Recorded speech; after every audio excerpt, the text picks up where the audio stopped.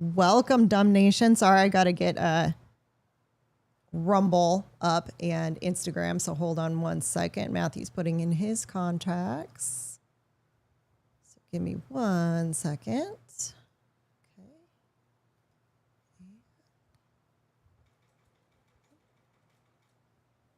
Hopefully that's working. All right. Welcome to the Wednesday edition of the Don't Unfriend Me show. It'll be a good show. Matthew and I are on the Clancy wrap-up. That's going to be probably a good portion of the show. Her trial has wrapped up, so we'll be talking about that a lot. Benny and his wife were in court today because they had a credible death threat against him and his entire family. So we're going to talk about that. The moderates are pivoting. Of course, they're trying to get away from the leftists and the DSA. COVID fraud, and I think it was in either Maine or Massachusetts. So that'll be interesting to talk about. Tarlov tears. I haven't seen the video, but that'll be interesting to watch.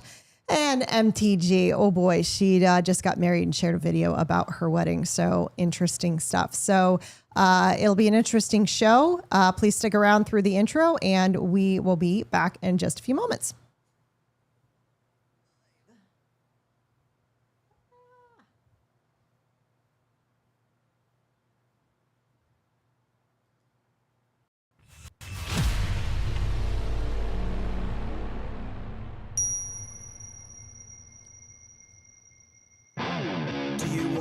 Truth, are you tired of being so confused?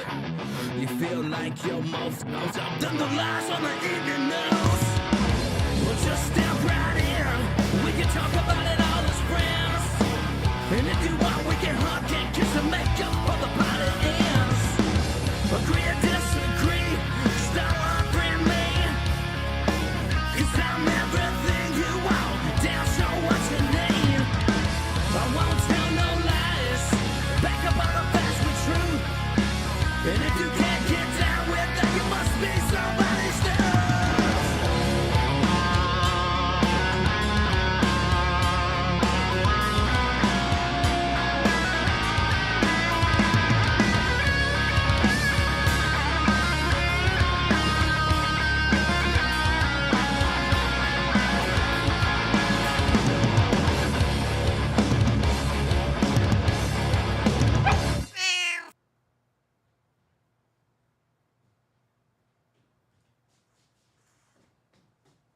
Drops.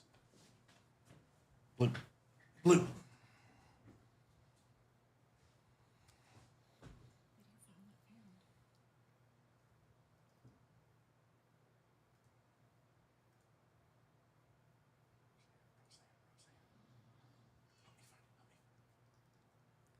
Things that I hear most often, that I always try to help people connect the dots, is what is past is prologue. And although Shakespeare, not my favorite, it's an interesting thing when you look at 1980 and the crack epidemic and what the United States government was involved in with the Contras. No kidding. So I don't understand why people are so shocked and they call Roseanne a conspiracy theorist. Because there's evidence in the past of the government getting involved in this, and there's plenty of books on this, and you can read this. Here's what I think. I love your show, by the way, Matt Spear, and Thank you, ma'am. Just discovered you about a week ago, ma'am. Oh my God, this guy's a genius. The facts he can spew. God, I love you. You can spew fact, and that's the sign of a genius. Thank you, ma'am.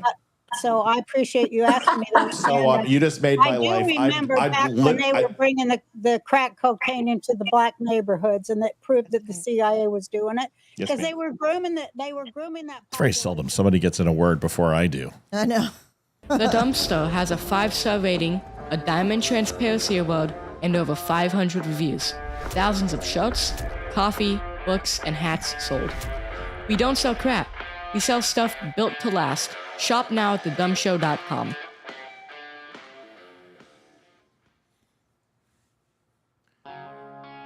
What is going on, everybody? Olivia, tell everybody what's coming. All right. Scott Lloyd will be here on Tuesday in-house. So he will be talking about his recent election win, his first chair meeting, and also his son's football game. So that'll be interesting. Next Friday, Damani Felder will be here. Always excited to have him.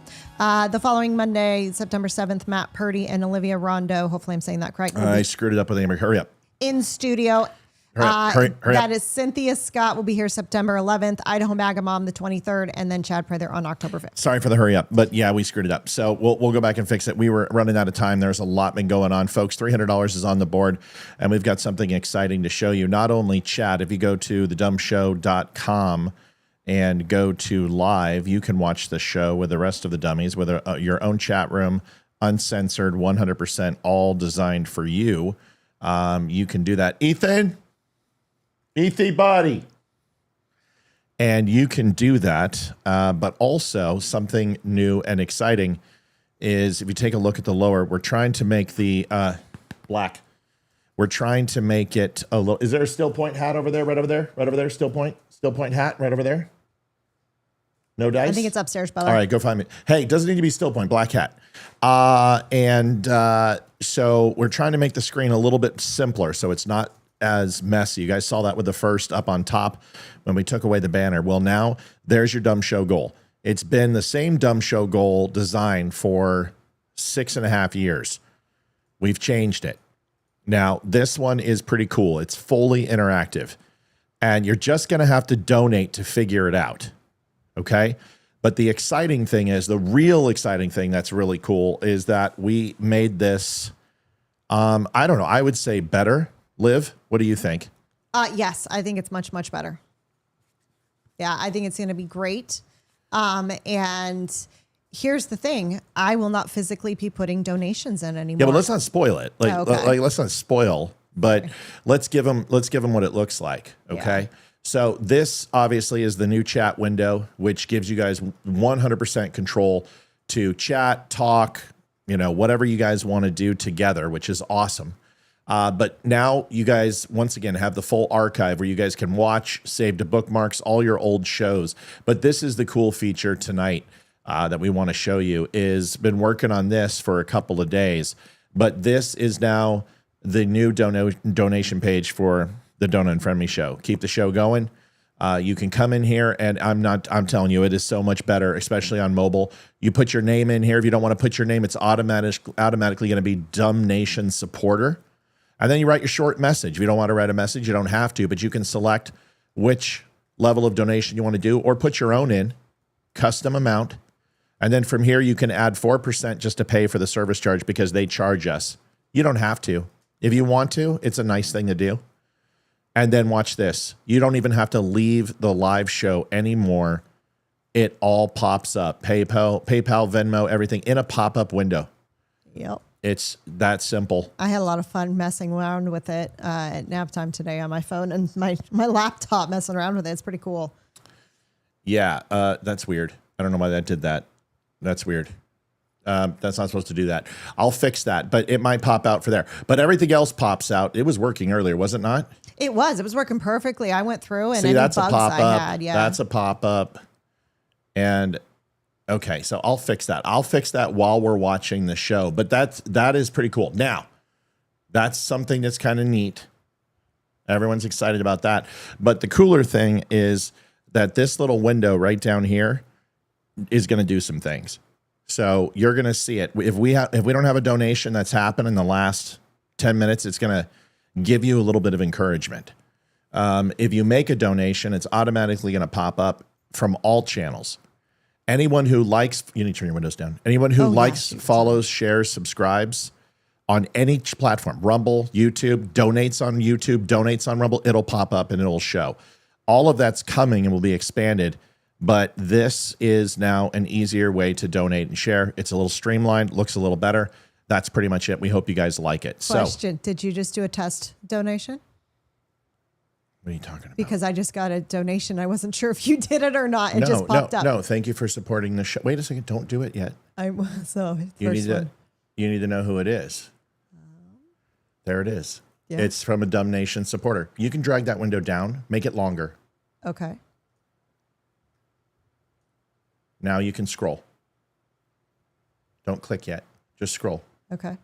Now go ahead and approve. Approve pop-up Yep. right there. And listen and watch.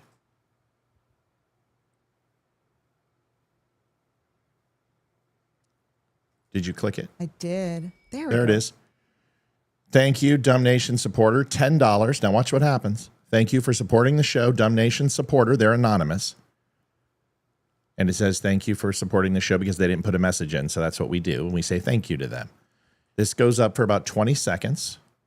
And then it's going to disappear. Olivia didn't do anything. She didn't have to, don't do it yet. And now look, $10 has been raised, 3% to goal. We don't have to touch anything. We don't need to move a darn thing. It's already there for you. Liv's going to put in another one because that just happened. There it is. Steven, $10. Had to try the donation on the site. I hope it went pretty smooth. Yeah, it's pretty cool. I was like, I'd never seen it pop up. That's awesome. I love it. All right. That's so if you haven't had a chance to go over to the new site, now you can. Please do me a favor. Please get this out, folks. We're not doing too well on numbers right now. We need to get this thing out and get it shared and everything else. And we will continue to do this. I am going to have 1 second. Liv, why don't you talk about something real quick while I do this? I got to just do this real quick. Gotcha. Okay. So Matt has been working his behind off on this, trying to get the site streamlined and make it much better for everyone for the past few days. He didn't even take any time off this weekend. It's just been a straight through coding and work fest for him for the last 2 weeks. So he's been working really hard. So. And we missed goal last night, which I hate. Yeah. So tonight we want to get to overtime. So the best way to get to overtime is to donate to the show. Remember, $5, whatever it is, it helps, and it helps the show. Let's get to it. Yeah. So with goal and everything, with the kids now being in school, so they don't stay up late anymore. If we don't hit our goal by 9 o'clock, we will be getting off the show no matter what. There's going to be no more staying late to make goal because we want to be able to spend time with the kids. Guys, it's got to make it worth it. Can I tell them something? Yes, you absolutely can. You guys, I can't go into detail, but I can tell you 2 things that are happening that are huge. The first thing is that I have been invited to do a video for the Senate and the Senate leadership from being a podcast that endorses President Trump and what he has done. And that is a national campaign that we have a chance to be into. That was number 1. Either this Monday or September 10th, I will be in Washington, D.C.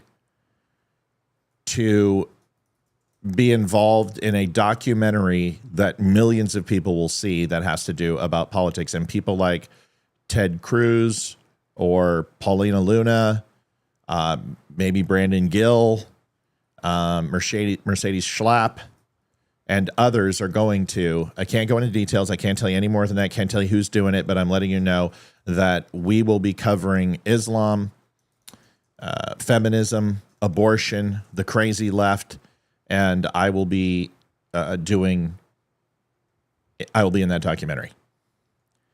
We need your help. We have to keep hitting goal. It's now more than ever. It's now because now we're getting national attention. We're starting to book. I mean, you saw the last 3 guests we have. We can't miss goal. This pays for the show. So we need you guys to help out as much as you can. $5, $10, $100, $1,000. If it's just a night you're like, you know what? We just want to help out. We want to help the show out for a month. Whatever it takes, help us out because things are happening and they're happening fast. So we would appreciate some help. You always help. And Matt's been working his ass off, literally. I got to dress in a suit. Yeah, I got to go wear my Trump suit. Are you kidding me? Trump suit. So I got to go put on my Trump suit so I can go get on a documentary that we're going to be able to watch together on a show that will be out quickly. But we just got tapped for that. Okay. All right. We're working on the coding on the donations. Let's get going. Christians are what? What are Christians? Well, Christians are the problem now, according to some people. This is what do we call her? Poker face? Butterface. Nice body, Butterface. Oh yeah. You guys remember her? She has she dug up Joan Rivers and collected her skin and then put it on her face. Her, yeah. Yeah, Christians are the problem. Here it is. But the biggest threat I see to the United States right now is not the religion of Islam. It is fundamental Christianity and the batshit sect of Christianity that Eric Kirk belongs in, where you have firework funerals where Grindr crashes, and you dress up like an assassin and do a batshit crazy video after your husband was violently murdered by an assassin. And I see the biggest threat to women are preachers like Pete Hegseth's pastor, who doesn't want women to have the right to vote. And I see the Republican Party wanting to subjugate women far more than I do any sort of Islamist cabal running the United States. This is just all they have. All they have are scare tactics. Okay. I think she's Usually talking it's about the left that has the scare tactics. I think she's talking about Erica Kirk when she's wearing the black hat and she looks like Rhythm Nation from. Yeah, is that what she's? Yeah, Janet Jackson from Rhythm Nation. Yeah, but that's what I don't know about an assassin. Like let me ask you a question, if I'm not mistaken. If you're an assassin that people know what you look like, does that make you a good assassin? No. Or literally is her entire idea of assassin is on what she saw from the movies? Yes. Yes, I think so. Yeah, I think the answer is yes on both. I think she's she doesn't know what she's talking about. One flew over the cuckoo's nest? Yeah. Well, she's also the problem with her is that she projects so much. You know what I mean? Mm-hmm. Is like she's obviously lonely. She's unfulfilled. And this is the problem with a lot of women is that they're lonely, they're unfulfilled. And either they had kids and now they don't have kids anymore and they don't have a life, or they didn't have kids and they can't identify with anything in this current life that they have. Except they're 50 cats. Right. And it's, in my opinion, the perfect woman is the woman who had children independently of it having being her identity, got married independently from having it be her identity, and has her own established identity, who are the most happiest in the world. The ones who don't, you've struggled with this, is finding your identity, who you are and what you do. Yes. And I'm telling you, once the kids leave, we are going to go down the tubes, because you're going to be like, what do I do now? And that's where you need to establish the you. And this is why the show is so good for you, is because I believe that you're getting stronger. You even challenge me more than when we argue. And that was something you never used to do. You would just be like, okay, whatever, I'm not going to do it. Now you put the claws out a little bit in a way that is like you're arguing for yourself and you're standing up for yourself. And I think it's important to have that. You've got to have that. You don't need to be subservient to your husband, and he doesn't need to be subservient to you. You should have disagreements. You should weigh the arguments with the times you get along, but you got to identify who you are. Because the next 25 to 30 years will literally decide the quality of life that you're going to have will be decided once the kids leave the house. Yeah. Yeah. So I think a lot of these people just have no idea. They don't have kids, so they look around and they're alone. They're unfulfilled from their husband because they repudiate men and hate men. They hate men, and they try to find some semblance, whether it be transgender or be lesbian or whatever. And they find out that most of these things are just absolutely. They're just. It's miserable on the when you go and start doing some things that are not necessarily normal. It's a pretty depressive lifestyle. Well, it's miserable to be miserable all the time. It actually takes a lot of energy to be miserable.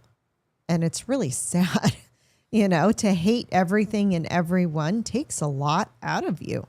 Yeah. But we're not saying that you don't have kids, but do you have your own identity? Did you hear what I said? Mm-hmm. I didn't say that if you don't have kids, you don't have an identity. What I'm saying is you need to establish your identity apart from your husband and apart from your kids, because when they are gone, your identity is question mark. I'm not saying don't love with all your heart. I'm not saying don't devote yourself to somebody and make them your life mission. That's not my point. My point is they can't be the only thing. You've got to make time for yourself. You've got to find the thing that makes you tick. You got to find the thing that keeps you churning and keeps the wheels moving. Because if those things all of a sudden tragically leave your life, where will you be? I hate to use this example. And you know what? I'm going to be careful here because I don't know the intricacies of this person's relationship, but I did see them go through it for 2 years. As is when a former moderator here lost her husband, it was a struggle and it was hard. And it is, and I think finding her path on who she wanted to be has went down many different avenues and ultimately led to some pretty bad decisions, in my opinion. But that's just my opinion from what I saw outside looking in. That's an example. When I hurt myself in my back, I didn't have anything. I didn't have the military anymore. I didn't have Olivia. I didn't know what I was going to do. So I started reaching, and I went to college, and I followed a girl there, and I had no life outside that identity. And when that identity collapsed, I went through some spirals. My point is you got to make a life outside of just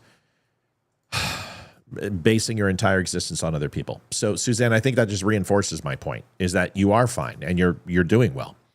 Carrie says, will you be able to put the documentary on the site like the older shows for unlimited viewing and sharing? I can't answer that question, because if I answer that question, it's going to give a very big clue. I can't talk about the project other than what I've done, but I will tell you, I wouldn't get involved in something unless I absolutely agree with it. And I thought that we could enjoy it together. I'll put it that way. So documentary coming, really excited. What just popped up? It was a donation. I just have to forget that I have to be clicked on the page before I can approve it, because I was on something else. Oh, thank you. But Joe Town says, thank you, Matt and Olivia, Dumb Nation donation. That is so cool. I know. It's like I look up and I'm like, oh, wait a sec. That's a donation. I'm going to expand that window for you so you have more room to see all the donations. Yeah, because right now, even I do that, there's not. Just leave it right there, though. I would do that, and then we'll fix it. Yeah. $70 raised to a $300 goal. I hope you guys like this. I mean, this is cool. Do you know what this does? It leaves Olivia completely free to do whatever she wants. She doesn't have to worry about donations anymore. She can just approve them. She can focus more on you guys, focus more on the show, and focus. I'm going to focus more. Jeez. If you guys refresh the app, the donation window should be popping up now and no longer going absolutely insane. Just FYI, that is taken care of. I'm going to make sure of it. Kat Alkire, a little to get to DC, $10. Outstanding. Thank you. Yeah, because I'm not getting per diem for this, even though I think they're going to try to get me per diem for this. And I said, no, I'll just do this out.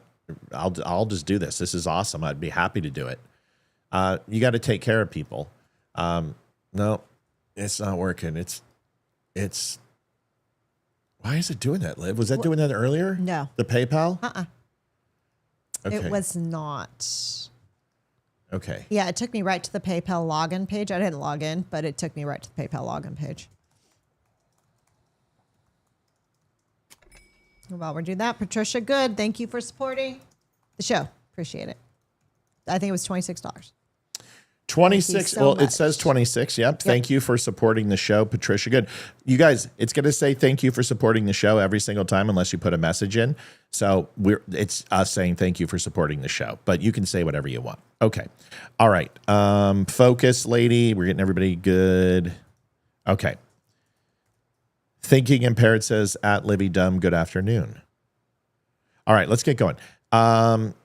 This one, I think you found this. Okay, let me see which one it is. This is the Barney transgender person. Now let's just watch it. Here we go. I love you. You love me. I don't like that thing where I pee. Here she is. You say you care about the students, but half of you are not sure what gender is, especially transgender. It's a mixture between the Kingpin from Daredevil, Austin Powers, and Dr. Evil combined. And then I see Dr. Evil and totally. And then Psylocke from X-Men with the hair in a Willy Wonka factory after everything split and the never-ending fizzy drinks and the everlasting gobstopper were taken, and the entire. Oh my gosh, the Huckleberry. What was it, Blueberry or Huckleberry chick? Well, they did all did that, but don't you remember when Charlie went into Willy Wonka's office? Everything was split in half. His hat, his mannequin, his glasses, etc., etc., etc. The contract, everything. Yep. Was split in half. So anyway, here's this human being. Oh boy.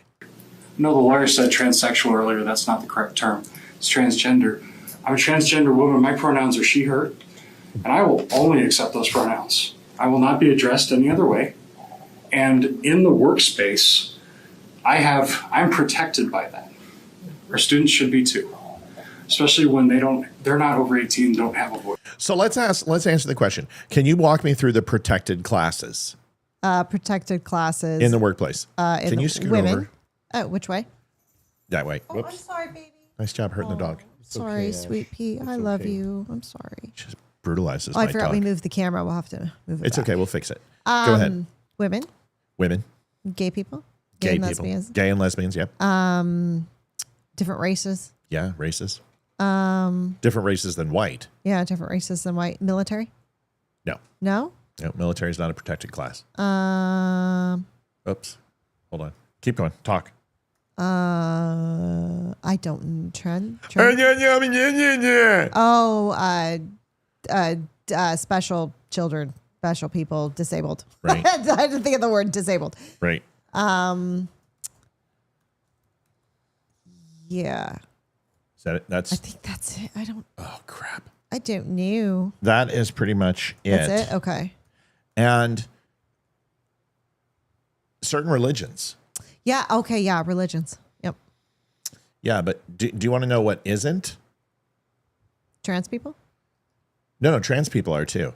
White males. White males. Yeah. White males. That's it. That's it. Every other group is a protected class, except for white people. White males, particularly. Isn't that interesting? You know what I mean? Yeah. I find that interesting for sure. So a protected class essentially is in a job and employment is that it's kind of a speakeasy kind of thing. It's very difficult. What in the wide world of sports is that? We're going to tell you here in a second, Barry. Barry, do you see the new Barry? Barry, go to the dumbshow.com live and watch it there. Dude, you're going to thank me. You're going to be like, "Oh my God, Matt, do my website." And then look at the donation page and everything else. It's really cool. A protected class in human resources essentially is somebody who is very difficult to fire because of their protected status. And you have to ensure that you're using reasons that are completely detached from any type of stereotypical or discriminatory practice. Let me give you an example. I had to fire her because we have 50-pound drums that consistently need to be moved, and she can't move it. So I'm going to fire her for it.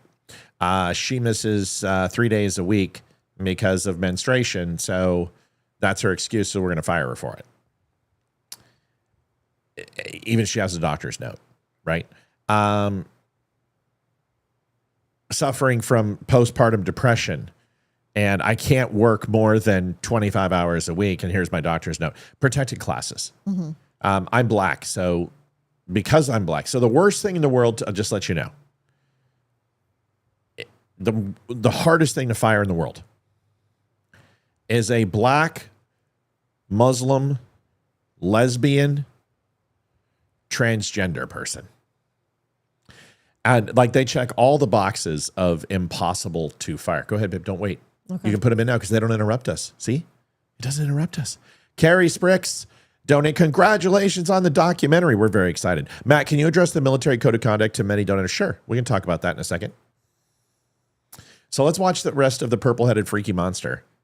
And we'll go from there. Oh, it's so cool. I love it. It's just so easy. You get to be a part of the show. Feet fan, anything you want. One guess of who that is. I think it's going to be Deb. These names are going to be interesting. Now, you remember, you can private. If something's really rude, you don't have to put it up. You hit keep it private. It'll change the total, but it won't send it out. If like when Balls comes in here and tries to be a cack knacker. Okay. Yeah.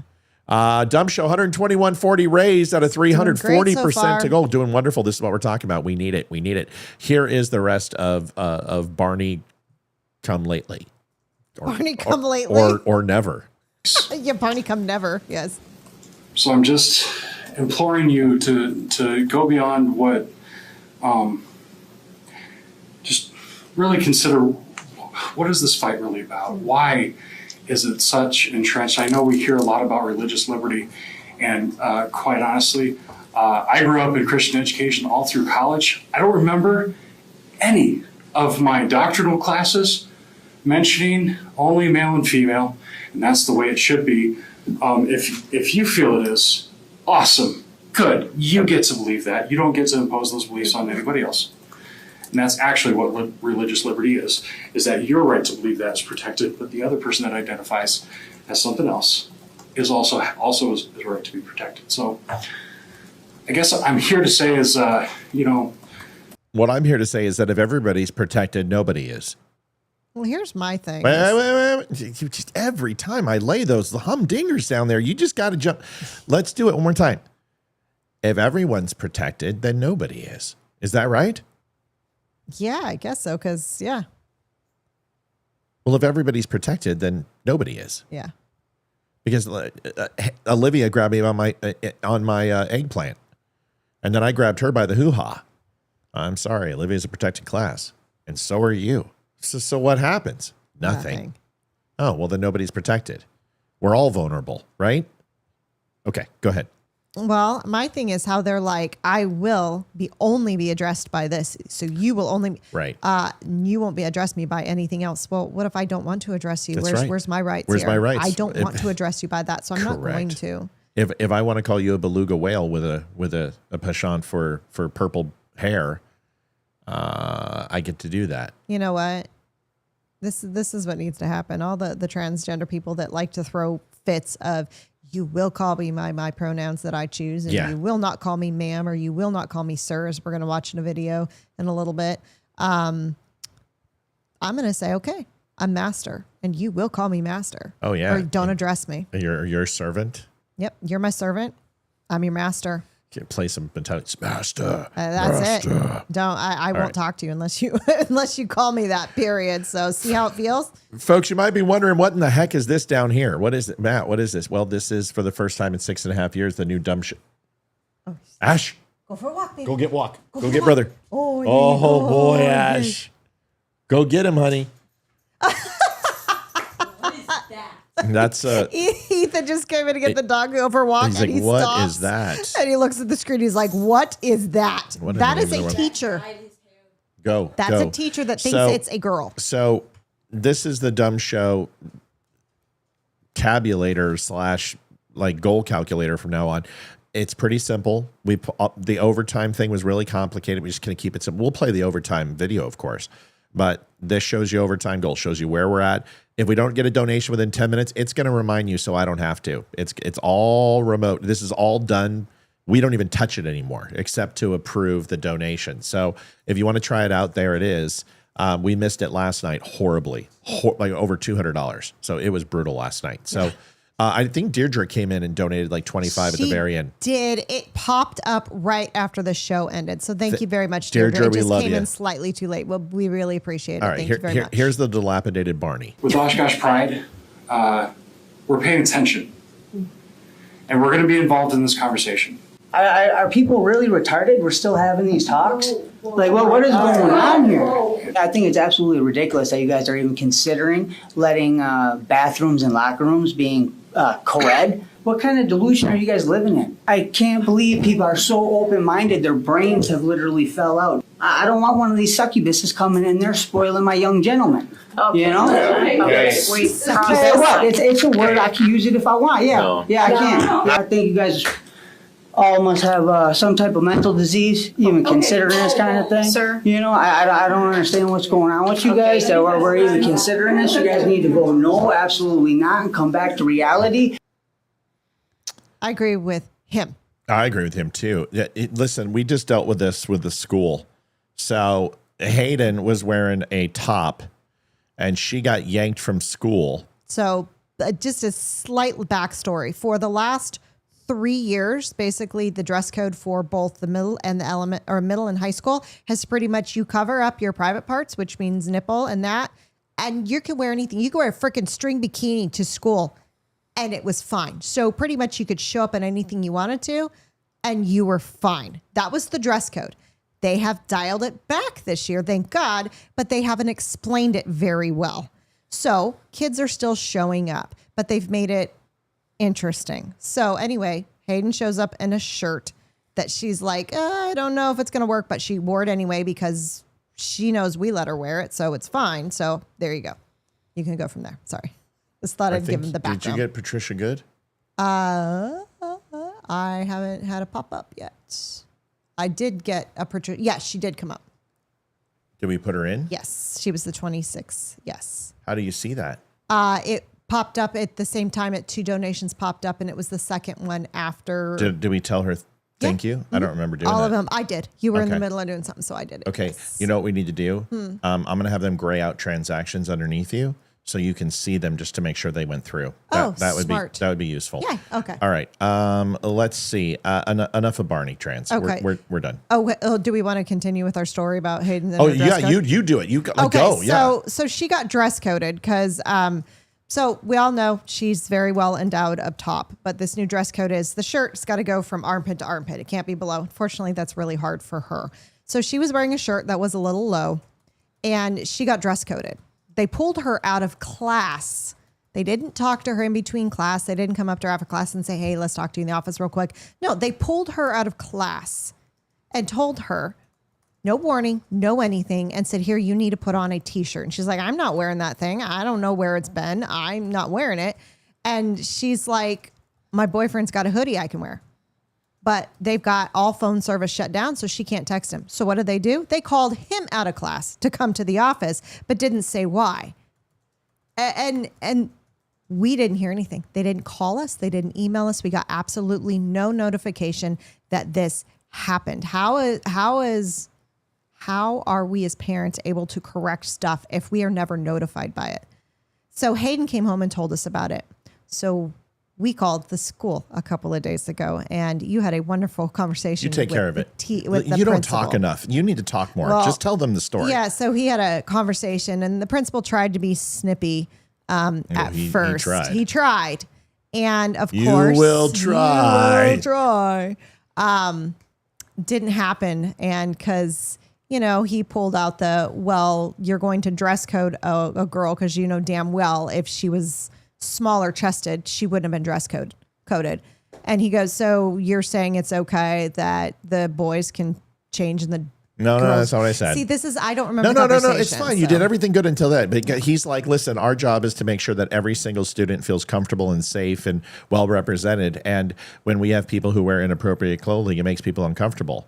And then I said, that's really interesting considering that you let men go into women's changing rooms and restrooms and women to go into men's restrooms and changing rooms. And you don't seem to give a shit about those people. But you're upset because somebody's showing a little bit too much armpit. And that's when he started to back off. Mm-hmm. Yeah. So anyway, it was just an interesting conversation, but we had to do this in middle school as well, that if you contact our kids or you talk to our kids, you need to contact us, period. Yeah. And we've had to lay the law down with all the schools, regardless. It's like, I understand our daughter, she's getting freedom, but she's still 16. She's still our child and she's still a minor. And if anything comes up in that school, we need to know about it. We need to be contacted. It's the fact that we actually have to demand that is sad and scary. Sucks. B.A. Boyd, if you did it from the site, it'll pull up. I'm not seeing anything, and they're pretty instantaneous now. So they pull in about that quick. So I would say that maybe we didn't get it. Have you seen anything? No. How'd you send it in? Yeah. Hi, Christy Martin. How did you send it in there, B.A.? Liv also. Yes. See, we haven't had a donation in 10 minutes. Please support the Dumb Show. Help cover our servers, live chat, security, and replay storage. See? It's a reminder. Help support the show. Need your help. Help us out. Make it happen. Okay, so there it is.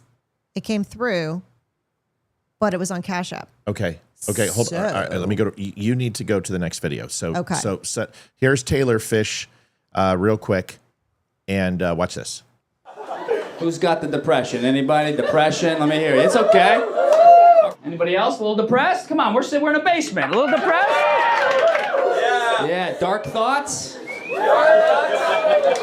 All right, but it still doesn't mean you can strangle your kids, okay? What the fuck is going on? These bitches will use any excuse. Holy shit! Dark thoughts? Let me hear if you ever have a dark thought. Okay, that still doesn't mean you can strangle your children, okay? That's a big no-no in my house. Oh, some people are not happy. Wrong basement? What is this, like an abortion clinic meetup or something? She raised $2 million, that woman. Strangled 3 kids, $2 million. I did fundraising for a web series. I got $86 over 9 years. Nobody heard about this? A woman strangled her 3 children. She didn't do it. She didn't do it? Oh! Here we go. Here we go. Bring out Alex Jones. It was the frogs. The frogs did it. The frogs did it. I'm just confused. I'm trying to figure it out. I'm not a woman. I'm smaller than one, but I'm not a woman. Okay? It's mixed messaging, because, you know, you date a woman, right? They don't want you to help out sometimes. You try to help. They go, I can fucking do it myself. I can think for myself. I have full control. Then they strangle kids. They're like, I don't know what I'm doing. All the women at the protest, like, we almost did that too. Doing this move, which looks like you're strangling a kid. That's a bad fucking PR. They're holding their kids like, oh, fucking A. Holy shit. The kids are looking up like, oh, fuck. We're fucking next. Well, who do you think did it? Daddy. You think Daddy did it? Yeah. Why do you? Whoa. Hey, man, women are getting away with anything. This bitch was in a bad mood. They're like, no, couldn't have been her. Couldn't have been her. Crazy. I just didn't know how dark you gals could be. And, you know, women are smart. They kill the kids before they come out of the body, you know. $1 million a year. That's pretty high. They got us beat. I just think any woman that's in support of it, killing the kids, I think they should take their own life and just call it a late-term abortion. Let's go, baby. All right, that's the last part of that joke. That's right. I can read the room. I'm not that autistic. Hey, she's a woman. Got that? Hell yeah. What makes you think the daddy did it? I feel like there's a lot of things. You feel like there's a lot of things. She feels like there's a lot of things. What medications are you on, Miss? Exactly. I guess it was the right basement. Wow, Dude. I'm going to assume that was either California or New York. I don't know, but I love him, and he's hilarious. That was friggin' hilarious. He said he's going to do an intro video for us today. He's like, I've been super busy. I'm sorry, but yeah, he's going to get it done. Let's. Deb Paris, Matt, I can't find the mirror button in the live site. Help me find the button. The wrong choice of words. Listen, Deb, I will always help you find your button. It's my favorite thing in the world. I love the button. I love the button, Debbie. Oh my God, I knew that was coming. It's the greatest button in the world. As soon as I read it, holy cow. What is she looking for? The live button? Is that what it said? That's the only thing, is how do we go back and read the... I guess I could go... What are we talking about? I don't know. Let me look at the actual... It says... Yeah, help me out. We don't get the notification. We just got the notification, but we don't get what are you talking about? What she wrote on the donation. It's going to... Yeah, it's coming. Patience. It's coming. It's like I'm doing like 75 different things trying to run the show too. No, I was talking about Deb's donate. I don't have any way to go back and see what she wrote on her donation. Live talk. Okay, gotcha. Do you want to go to the next video? No, I want you to talk about that. Oh, that was pretty funny. I'm kind of bummed I missed his interview, because I really wanted to talk to him, because I've watched some of his videos. His Trump impersonation, spot on, and I think he's freaking hilarious. He's a fun guy. Ethan had fun with that video. He did. He had a lot of fun. Can you talk about Jesse and Syed? If I play that, I need you to fill in. Yeah. Like I got to work. Yeah. I got to work. Okay, here it is. About losing their health care with their job. Well, give me the total number. While you're out here trying to talk about the broader national budget, I'm a lot more interested in the everyday budgets that Michiganders are thinking about, and that's exactly the budget. BA, we have your donation. We're trying to figure out how to show it now because it's not popping up. I'm fixing it on the back end. It's going to take a second. Give me some time, folks. That Donald Trump and Mike Rogers are blowing up right now. I got your back. I don't see why you're so on the side of the billionaires, Jesse, rather than on the side of everyday Michiganders. No, because I don't want you guys to blow the country up. Do you know how much the federal budget is now? No, neither do I. Here's exactly What's the federal budget? 40 trillion. JD, we're going to read your comment too. Hold on. Olivia's going to help do it. You guys want to, right? Pete Hegseth, who used to don't work answer for the question. your Do you know channel, what the federal budget is? to raise. No. I just want to talk about this. Look, you want to talk about budgets? I'm happy to do that. The guy who used to work on your channel, I think he was like the 6th host on the 5. He wanted to raise our military budget to $1.5 trillion, and you don't seem to be upset about that. What, so we could fight a war we don't know how to get out of, to raise our gas prices $5 a gallon?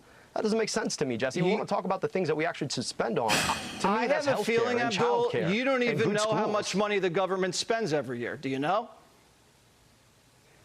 Look, the question, Jesse, to me All right, is, so you don't know. Let me tell you what it is. It's $7 trillion a year. And your plan Jesse, to take over the I can tell you healthcare system that is is secondary. $4 And trillion. here's the problem with it. So to exactly your point, I mean, do you know what I'm not very 1.5 good at trillion math. out of I don't think you're 7.5 very good trillion at is? math either, but go ahead. Clearly you don't. And you don't seem to care. But I don't think most Americans want to spend that much money on military escapades so that the folks stranded on the USS Abraham Lincoln can't even get a sausage for breakfast.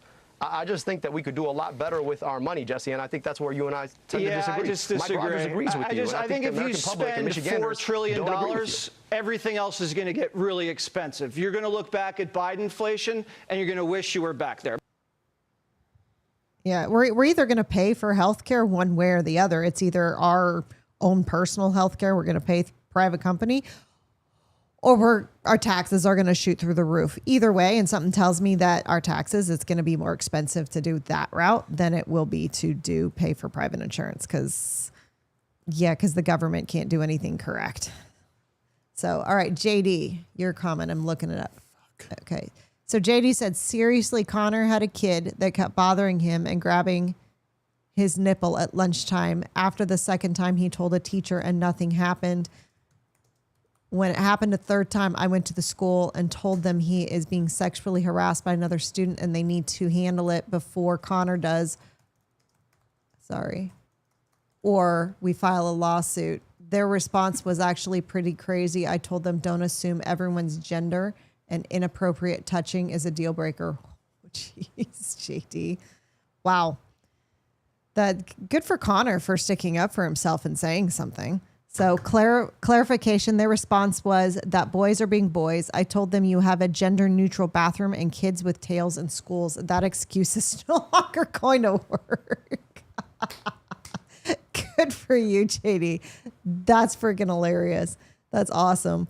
Good for you and standing up for him, and good for Connor, because I know at that age it can be really hard to, say something and stand up for themselves. It's a tough age. Nobody has to apologize not being able to donate. Nobody. That's why we have the show for free, and we don't want to put it behind a paywall, and we're doing whatever we can not to. Somebody said that we were putting it behind a paywall last night because we thought about doing 30 minutes before the show of coming on and just kind of having an interaction with people, but I guess that's not going to work. So I look at it this way: is got to keep it free. That's the way to do it. You know what I mean? So every time we try to do something that might introduce another income stream, so people don't have to donate, people are like, no, and I'm like, okay, so let's keep donating. So we just got to hit it.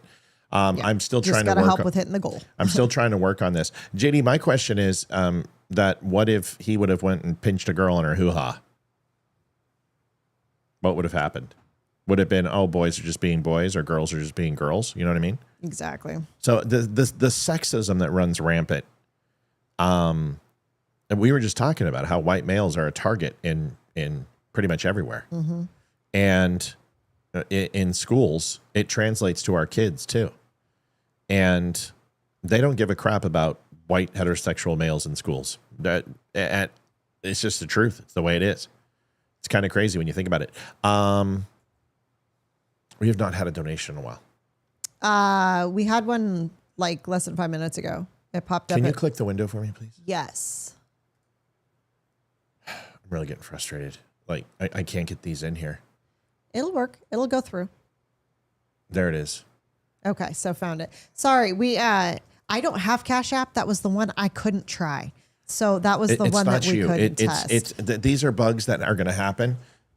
So yeah, it just needs to be. We're writing them, and the great thing about us is we will fix it live. Well, that's the only way to fix it. Yeah. You can't fix it any other time. No. You can run betas, but until you actually do it, it's just going to be. We're still going to get to the show. If we get overtime, we'll have more show. All right, so you should be seeing it now. And Cash App is fine. It just has to check my email until I write an API code. So I just got to write the code. Okay. And fix. How was your walk, baby girl? Talk to the show, not the dog. Ash just went on a walk. Talk to the show, not the dog. Let's start on the next video. I need you to fill in. Sorry. Jelly Roll. This is Jelly Roll on Jimmy Kimmel. Okay. And Jelly Roll decided to go ahead and use the platform to go ahead and trounce Trump. I got an opinion about this. Let's see what we think. And there's Donald Trump, who apparently has never held a flag before. What a job that. How do you up waving a flag?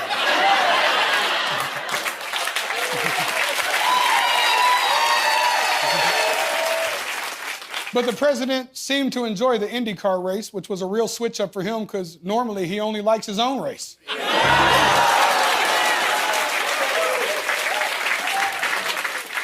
Trump also drove around the track in his motorcade doing what they call the lap of honor.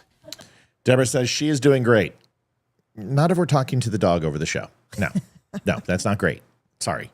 We got to keep the show going. And even though you understand, there's other people who don't understand. So we're at 81 followers right now. So we got to keep the show moving forward while I fix these things. So thank you for your feedback. This is why I will have a hard time running a show. No, not. Look. Oh, there it is.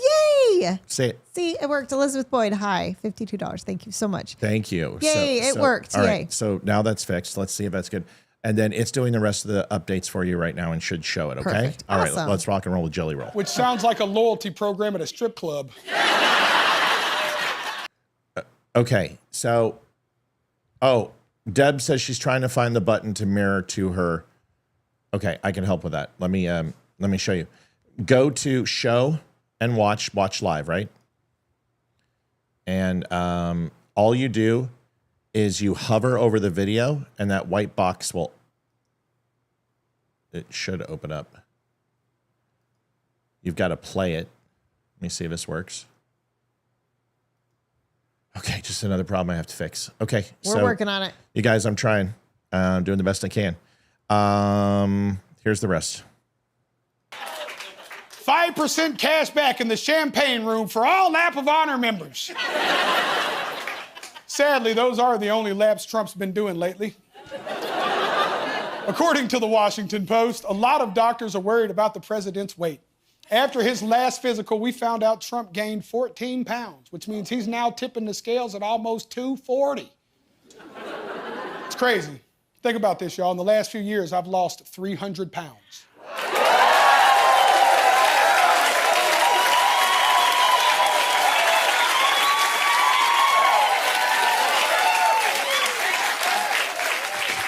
That means I've lost an entire Donald Trump. And let's be honest, based on his approval ratings, it seems like most of the country wants to do the same thing.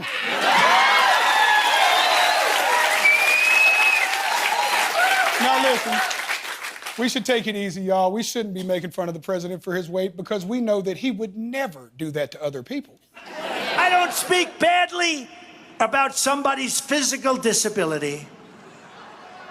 But he's got the biggest stomach I have ever seen. He's actually fatter than ever. The mayor is incompetent, and the governor is a big fat slob. Reed Hoffman, big fat slob. I told you I have a friend of mine. He's fat as you never saw a guy like this. He said Chris Christie's a fat pig. You cannot do that. Chris Christie is not a fat pig. He is not a fat pig. He's not a fat pig. Don't call him a fat pig. Sir, in the back, don't call him a fat pig, okay? I don't talk about people being fat. I refuse to talk about the fact that he's a fat slob. I don't mention it. Well, if that ain't the pot calling the kettle fat.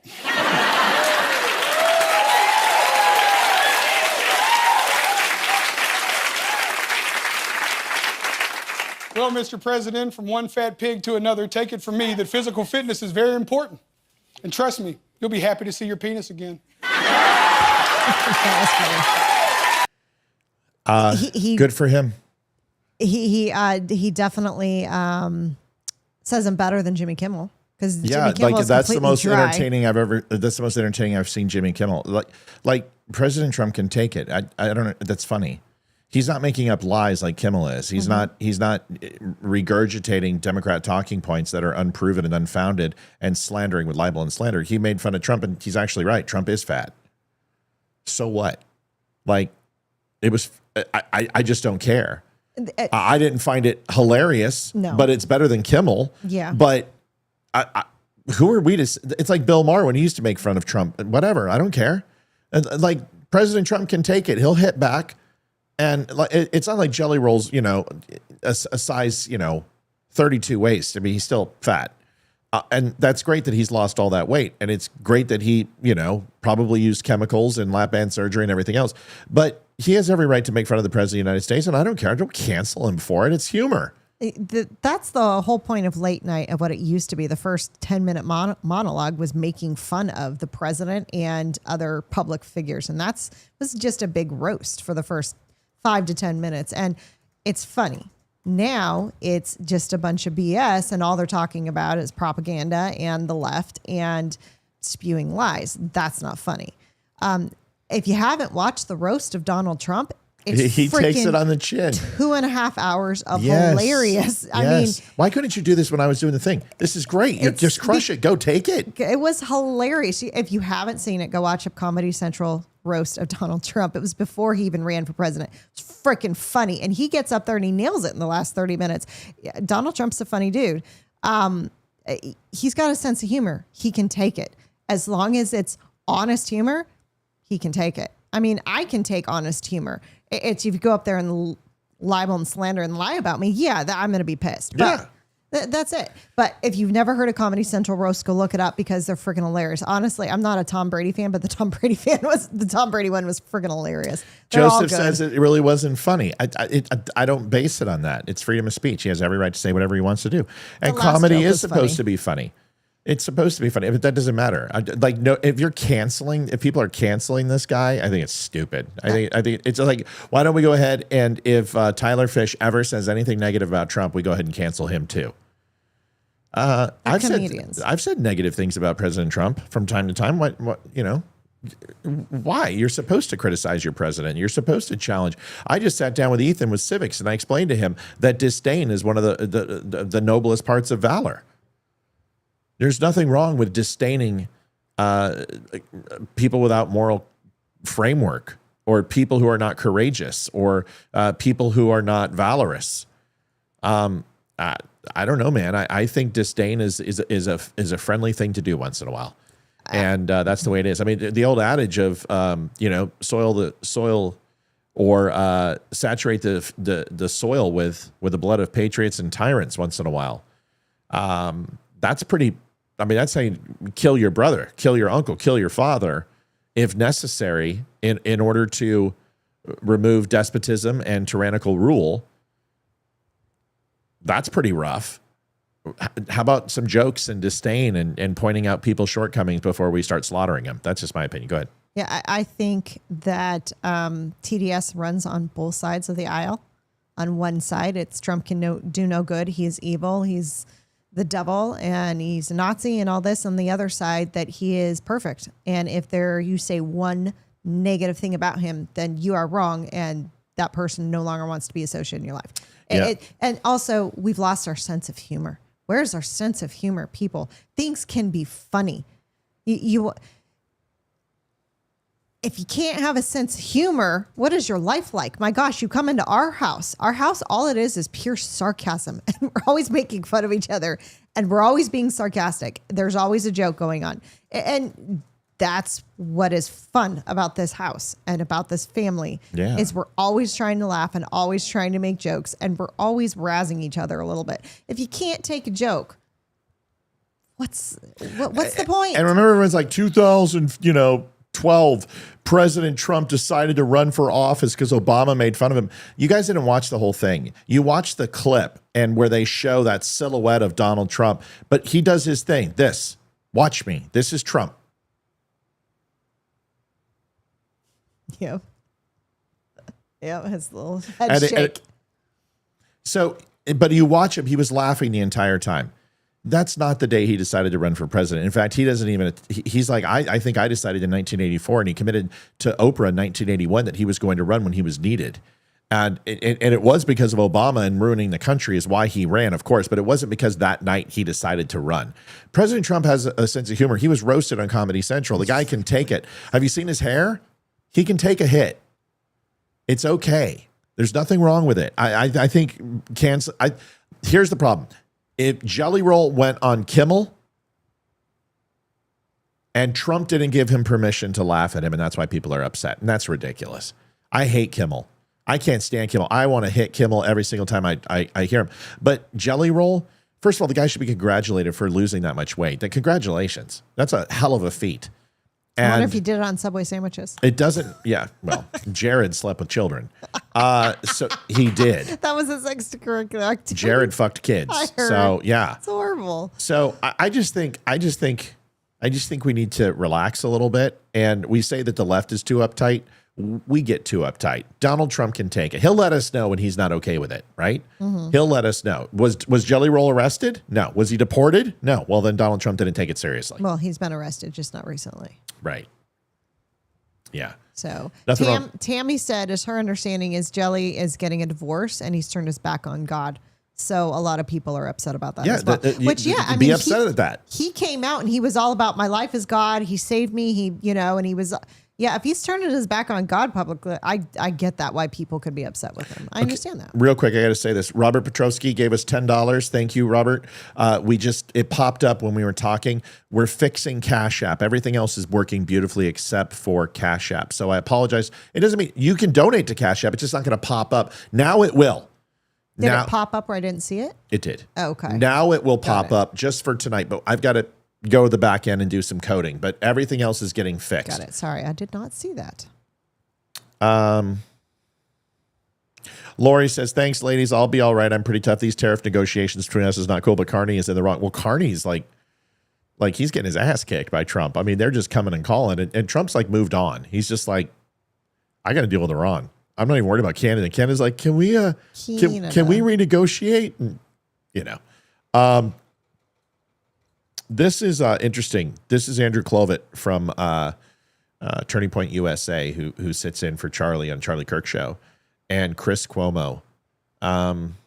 Listen to this. This is interesting. Open borders. No open borders. And in fact, I bet you feel confident about that. If the Democrats say it's 2028 and AOC wins the presidency, do you think, or Ossoff or whoever, Mark Kelly, do you think that the border is going to remain shut, or do you think there's going to be a massive wave of immigrants that go, oh, Democrat in power, we're flooding the border again?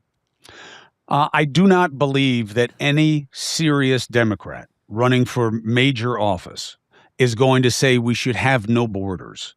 That's what they said in 2016. That's what they said in 2020. What's changed? Do we believe that Democrats are more sane today than they were in 2026 and 2020, or less sane? A lot less. Okay, so what makes us think that they are not going to just absolutely revoke and take a red line to every one of President Trump's executive orders, reinstating our border policy, defund ICE? Who really believes that they're not going to? Yeah, right? Yep. All right. Or that we should have floods of unvetted people. Have the backbone when those sob stories, the crying migrant mothers with from Honduras are flooding the border, and you got 150 other countries present at the border, that they're going to have the backbone to say, sorry, you can't come in? Or do you think they're going to come in? They're going to come in, Chris. Like, you're crazy if you don't think they're going to come in. But that's just scare tactic. You don't know that. You're just speculating. You're speculating because you guys created numbers of what happened under the Biden administration. The Democrats. I get why you're saying what you're saying, because you guys have scared yourselves about open borders, and you have created a boogeyman about what Biden did. Immigration is a really important story. And I believe the Trump administration has benefited greatly from mistakes made by the Biden administration. Mistakes. He redlined 97 executive orders, all related to the border, within the first 72 hours that he was in office. He literally broke the border. Here's how you know. This is you go to Cuomo and you say, listen, Cuomo, did Biden revoke every single major immigration policy that Donald Trump put in place in 2016? Yes or no? Yes or no? He's going to say yes. And what was the first thing that President Trump did when he got back into office? He re-implemented all of those and expanded those, okay? And what happened to the border during Biden's term? Well, crossings reached monumental proportions, the biggest ever. Record highs. Record highs ever. Millions got across. And what happened the day that Donald Trump did? They literally dropped to zero. Okay, then Cuomo, this is your COVID moment again. You're a retard. And this is where Clovet, I like him, but Charlie would crush Cuomo. Like, Cuomo's like, come on, man. That's not an argument. Charlie Kirk would have done exactly what I just said and absolutely crush him. Probably said it a lot nicer, too. Give me a break. By Democrats. Now I think that the needle's starting to swing because of the tactics of ICE. But the rules of who gets to come in, under what conditions, what you do about the people who are here illegally, and how you do that is all really, really important. But it's about solutions, not just what's wrong and who's to blame for it. And nobody wants to create the laws to change the reality because the problem works better for both sides. But I don't believe Democrats are going to go open borders. I think they learned a very harsh lesson in the Harris-Trump campaign. Man, I hope you're right. But if I'm Me too. biding my time, you know, in some far-flung country, whether it's contiguous with the United States or not, I am waiting for that moment where a Democrat gets sworn into office and I'm swarming that border. And by the way, I've seen the clips. If you go right now and you go interview people that are in South America, if you interview places that want to come to America, they are saying, we will wait for Trump to be out. And once he's out, we're coming. Look, and that's something they would have to deal with. That's something that anybody who's in power next will have to deal with.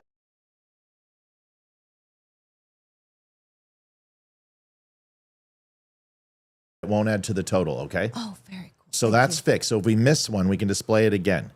Very okay, cool. Yes. Folks, donations we're all caught up. Everything on the back end is working now. We're at $188.40. We missed it by $200 last night.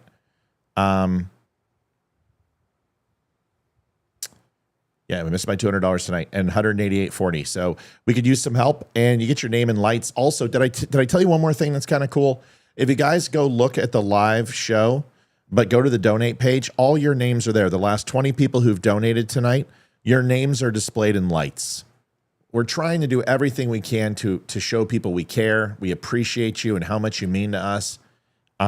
So we have scroll credits at the end of the show, which has everybody's names who donated. And then we're also putting your name on the page. We do what we can to kind of help out. But if you go down there, you're going to see a scroller. It says Dumb Nation is showing up. And if you click it, you can see it right here. Here it is. See Deb Perry in her comment, Elizabeth Boyd, there's Robert, there's Feet Fan, all showing up on the page. So it's our way to say thank you. So if you have a chance to donate and help out the show, we'd appreciate it. We would appreciate it. Yes, we would. Absolutely. Here's Patricia Heaton. Tell me what this is.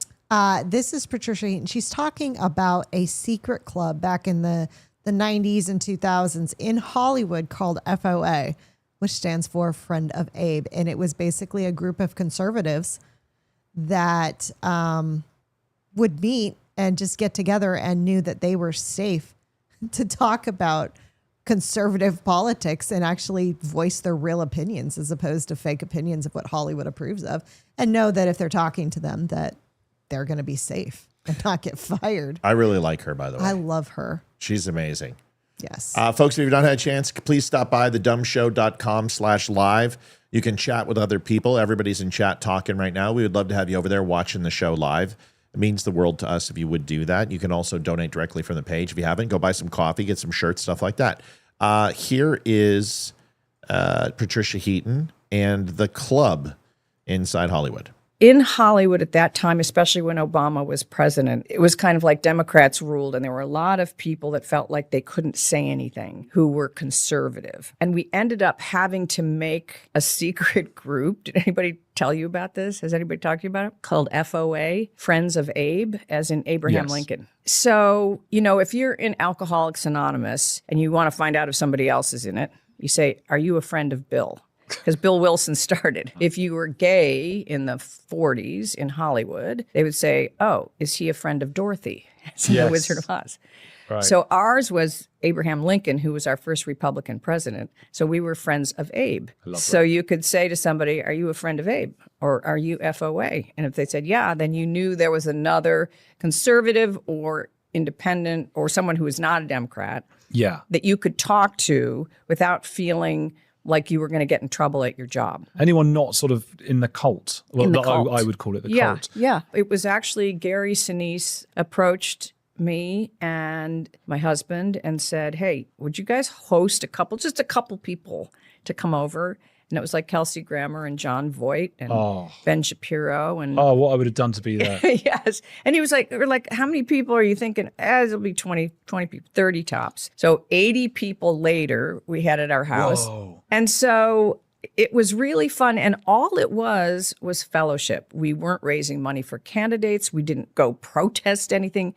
It was just to go hang out, be able to talk freely without worrying about losing your job, and to let other people know who was safe on a set. So people would come to these FOA meetings. And is that ridiculous that they had to like do that? I mean, seriously, to be safe on a set. They always talk about safe spaces with liberals. Marjorie, yes, we can see it. We can see your text. If you want to add to your profile pic, just hit profile. There's a blue button up there. Look up at the top where it says you're signed in, and you can add your image if you want to, a picture, or you can just sign in on Facebook or Twitter or YouTube, and it will take your profile picture from there as well. So kind of a cool feature. They would see. Yes, that's everybody loves Raymond. That's Patricia Heaton. Yes. People that they worked with, and they were like, you're FOA. And they'd be like, oh, you're FOA. My God. So, because nobody would talk. If you were a conservative Republican or libertarian, you wouldn't talk about it. For more clips like this, follow now. Yeah, go follow now. That's very interesting, but it's really, really sad that actually had to happen. Yeah. I mean, it just tells you that the left rules by fear. Because if you're in Hollywood and you're found out that you're a conservative and you're worried that you're going to lose your job or get kicked off the show, I mean, it's happened. I mean, look at Gina Carano. Gina Carano. Yeah. Off of Mandalorian. They kicked her off. Look at Roseanne Barr. Roseanne Barr. I mean, she got canceled. Tim Allen's trying to be canceled. I mean, if you're they even canceled their own. They canceled Harry Potter chick. J.K. Rowling. And she's not a conservative. And no, they canceled her. She made frickin' Dumbledore gay and they still canceled her. Right. I mean, it's absolutely and approved ridiculous. Hermione being black. Yeah, it's insane. Folks, we'll be right back. We have to put up a commercial because it's slow again tonight. We missed it by $200. That's $300 down in today's. We can't survive that way. Can't run the show that way. Need some help. We need some heroes. We need some people to come in and say, you know what? I've never donated to the show. I'm going to help out the show. That's really what we need. We got to have some help. So please take a second and help the show.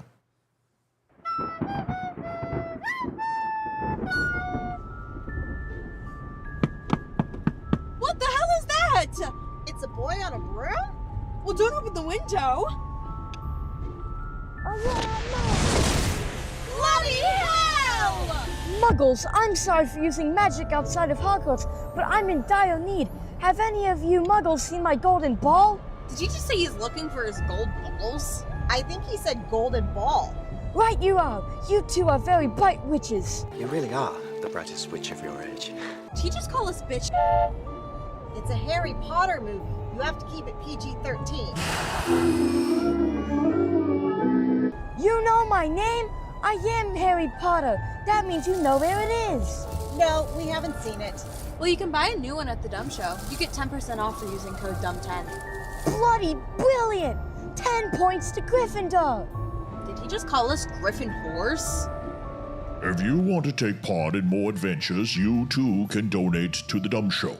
You can go to thedumbshow.com/donate. We take PayPal, Venmo, credit card, and you can even send us an owl at P.O. Box 2, Round Hill, Virginia 20142. Please make sure to leave your name and a message, and we will share it on the next show. Live weekdays at 7 p.m. Eastern Standard Time. And remember, them Dumbledore sent you too. Okay, seriously? What's a fumble sore? Folks, if you can't donate, you can always help like and share and subscribe. That can help out. 46 people have shared the show, which baffles me considering we had 100 and some odd people watching. So Great minds. Well, what I was thinking is a lot of people are going to the new site. That's awesome. Enjoy it. But if you could just take a second and go back to the other social media streams that you used to watch on and just like and share on that old stream. And you can also tell people over there to come on over here, right? And say, hey, come on over here. Let's come on over to this. Let's take a look. I don't want everybody. Listen, is there anyone that can tell me that the stream on the Dumb Show is and the chat isn't better than any social media that you have? Tell me that. And if it's not, what can we do? Sherry says, Matt, donations are going good. Why did we get put in the bad kid corner? What are you talking about? Nobody did that. I don't know what that means. We're not putting anybody in the bad corner. We're down $300 for 2 nights, and it's hard. And we've got bills to pay. And I'm trying to make ends meet. So that's why. Nobody's in the bad corner. We got to talk about it all the time because it's hard. It's hard. I don't really understand the question. Nobody's in the bad corner. So anyway, what's up? Maggie says, I love what you have done here. It is definitely an improvement. Even I can chat now. I couldn't before because of whatever network settings were blocking me from it. Well, that's awesome. That's the whole point. That's why we're doing this. Awesome. Yeah, that's why we're doing this. That's what we're trying to do. We're trying to give you guys options to watch the show. All we hear about is I can't hear anything. All we hear about is I can't chat. All I hear about is that I'm getting throttled. We don't get notifications. Nobody's being put in any corner. We want to make constant improvements to the show and make it better. And we believe that makes it a quality product. That's it. And if you can, you can. And if you can't, you can't. But we got to ask because the passive thing doesn't necessarily work. Just not talking about it. We've seen that last night, 2 hours. You know how many times we mentioned donations? Like once or twice, maybe. Maybe twice. Maybe. Yeah. And we got slaughtered. So we got to talk about it. It's just the way it is. Nothing I can do about it. Here is Roadhouse Races, Texas Roadhouse. We've been there 1,000 times, right? Oh, yes. Yes. And what you found this? What is this? I did. So apparently Texas Roadhouse is now racist and there's a bunch of black people. They're going and basically refusing to go to Texas. Why are they Roadhouse. racist? Somebody started a rumor. It is a rumor that there is a social media account. No one knows which social media site, but there's some sort of social media account, public account out there that all the servers at a bunch of people that work at the Texas Roadhouse, any black people that come in, they're spitting in their food. They're talking negatively about them in the kitchens, blah, blah, blah, blah, blah. Oh, so like everything that happens in a restaurant just on a social media now versus in the back of the house. But the problem is it's gotten around that it's only towards black people and that the only people that are allowed in this group are people who Have you ever seen employees. what black people tip? I get it. I'm just kidding. I'm kidding. So anyway, but it's not substantiated. No one can find any proof of it. No one has found any posts. No one can find a site. No one can find a page. No one can find anything. It's a rumor that started and it freaking took off. And now you've got 400,000 plus black people that are boycotting Texas Roadhouse over a rumor. Were there a lot of black people going to Texas Roadhouse? I don't know. I've been in the Texas Roadhouse 1,001 times, and I don't see a lot of black people at Texas Roadhouse. What? That's really sad because when I was watching it, I'm like, I very rarely see any black people at Texas Roadhouse. Right, this when isn't we eat Popeye. there. If this was Popeye's Chicken, we would all have to be worried, right? If this was Popeye's Chicken or Waffle House, then everyone, like 5-alarm fire. Woo, God, woo. Sherry, I wasn't saying, I just didn't understand the comment. We always put the donations commercial on when we're close. We're low, yeah. And it is low. And remember, we've had 2 very large donations that make up. So that's it. It's to stimulate the $5 and $10. I have to say this every night. You know the drill. I don't know what to tell you. So listen, for Balls is here. Hi, Balls. We've missed you. We love this. Welcome. Dude, spam the angry comments. It just shows that you're fucking spinning out again. Oh, I wonder if Texas Roadhouse is his favorite restaurant. No, they don't get to eat steak in Canada. They get sawdust with maple syrup now because Canada is like turning into a third world country. That's true. And that's why he's so angry all the time. Like he doesn't get laid because he's ugly and fat and he has a horrible job. And now he doesn't have Texas Roadhouse. So I wonder what they have in Canada. What would it be like the Flogger Moose? What would it be? What would it be in Canada? Flogger moose. What would it be in Canada? Eh? Let me like think. you did moose steaks with maple syrup.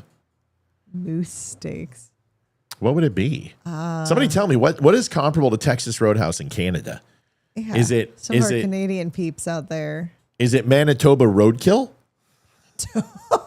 Roadkill. Popeye's chicken. I'm the only white man with a block of the within a block of a joint. That's funny. It's just humor. It's just funny. In fact, if Damani here, The he'd be laughing. delicate moose.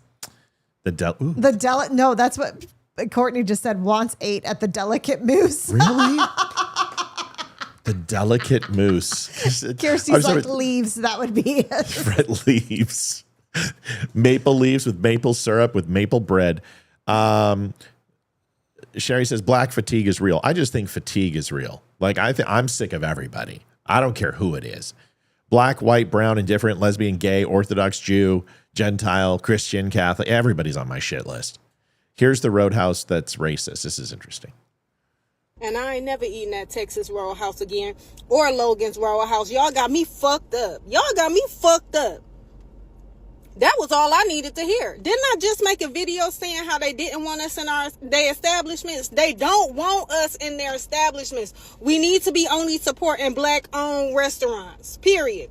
I'm not even eating nowhere if the food ain't already prepared and I know who the fuck back there. I can eat at home.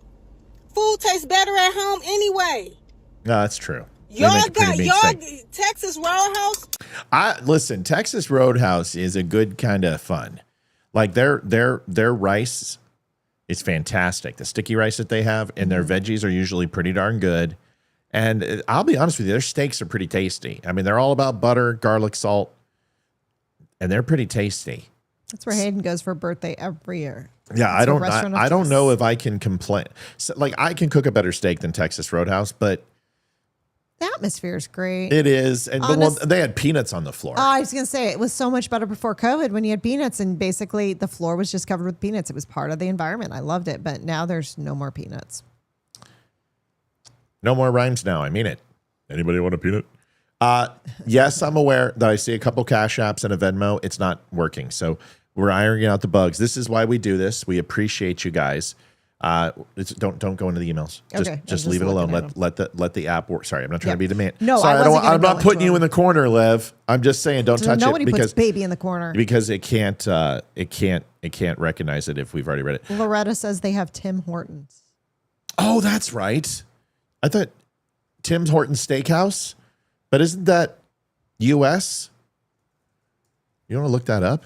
Yeah. Where is? Do they serve black anus? Carrie, that's horrible. Black anus, that's racist That's and your very weird. Joke. That is your freaking joke. Ventura, California. We have a Ventura person here who we love. But I was going down Buenaventura Mall, and it was Friday or Saturday night. I'm in my parents' car. And there used to be where the Fuddruckers was, there was a Black Angus. Well, that Fuddruckers, I don't even know if Fuddruckers is there anymore, but that Black Angus was right there in that corner. And it used to be the Hungry Hunter before that. And as we're driving by, I'm looking up at the sign, and there's the guy, he's got his poker in the fire and the smoke's coming up, and he's got his cowboy hat, and it's like Black Angus in red letters. Well, the G was out, and I drove by, and I'm like, hey, guys, do you guys want to go to the Black Anus? My mother reached behind the seat, and she literally slapped the living shit out of me. It shows you my mother didn't have a sense of humor. And ever since then, every time I see the Black Angus, it's always the Black Anus. And that joke never gets old because I'm telling it, and I humor myself. The Stampede Rodeo, Loretta Lewis, they are awesome. Tim Horton is like a Buc-ee's.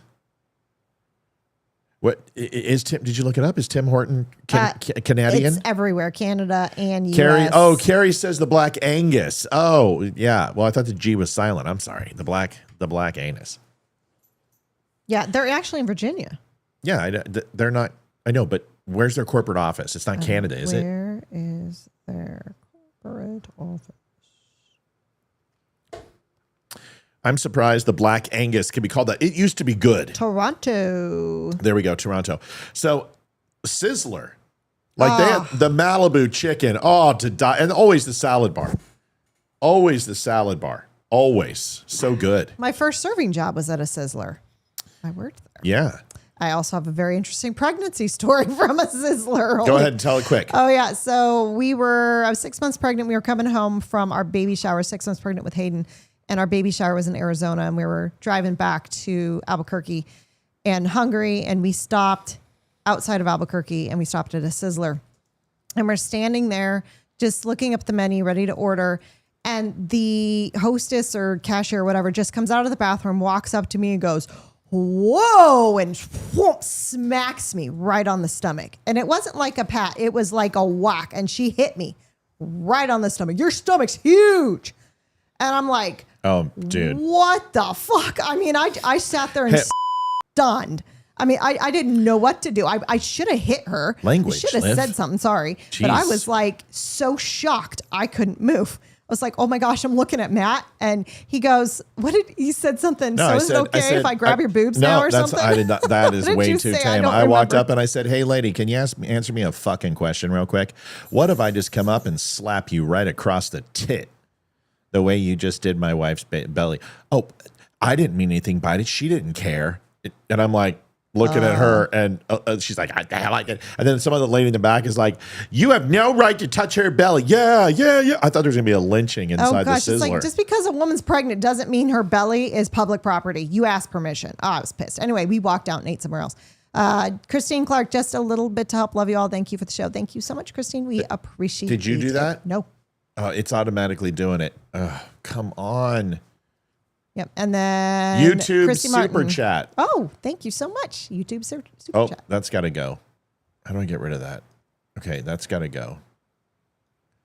Okay, so that's great. That's the first time we had a super chat. Thank you, Yep. Christy. Thank you, Christy. Appreciate it.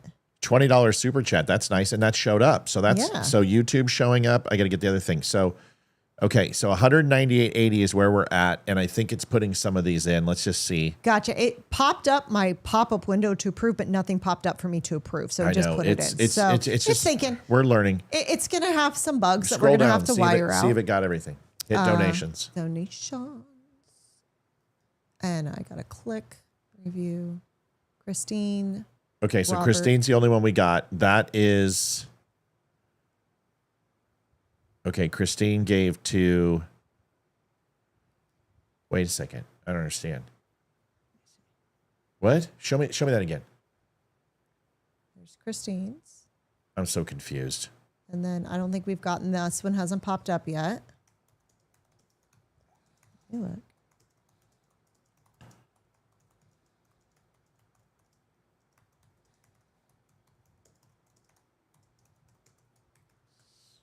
It looks like it's just Cash App and Venmo that are having problems.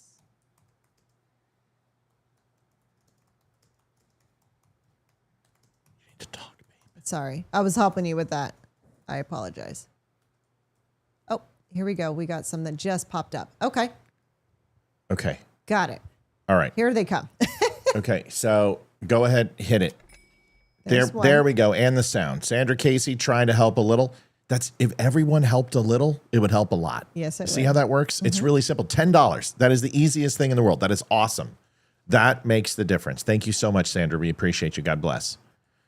Don't hit it yet. Oh, whoops. I It's- already did. You can put them all in the queue and they'll just all come up. See? Got it. Okay. Diane Ramirez, live. Yes. She says $5. Diane. Thank you. You can put them all in the queue, babe. Oh, okay. Gotcha. You can just approve them all and it'll queue. Got it. Okay. All right. So that cool. that seemed to work. Christy, thank you for the super chat. We don't include super chats and Rumble donations on the total for the night because those don't get paid out for like sometimes 90 days to 6 months.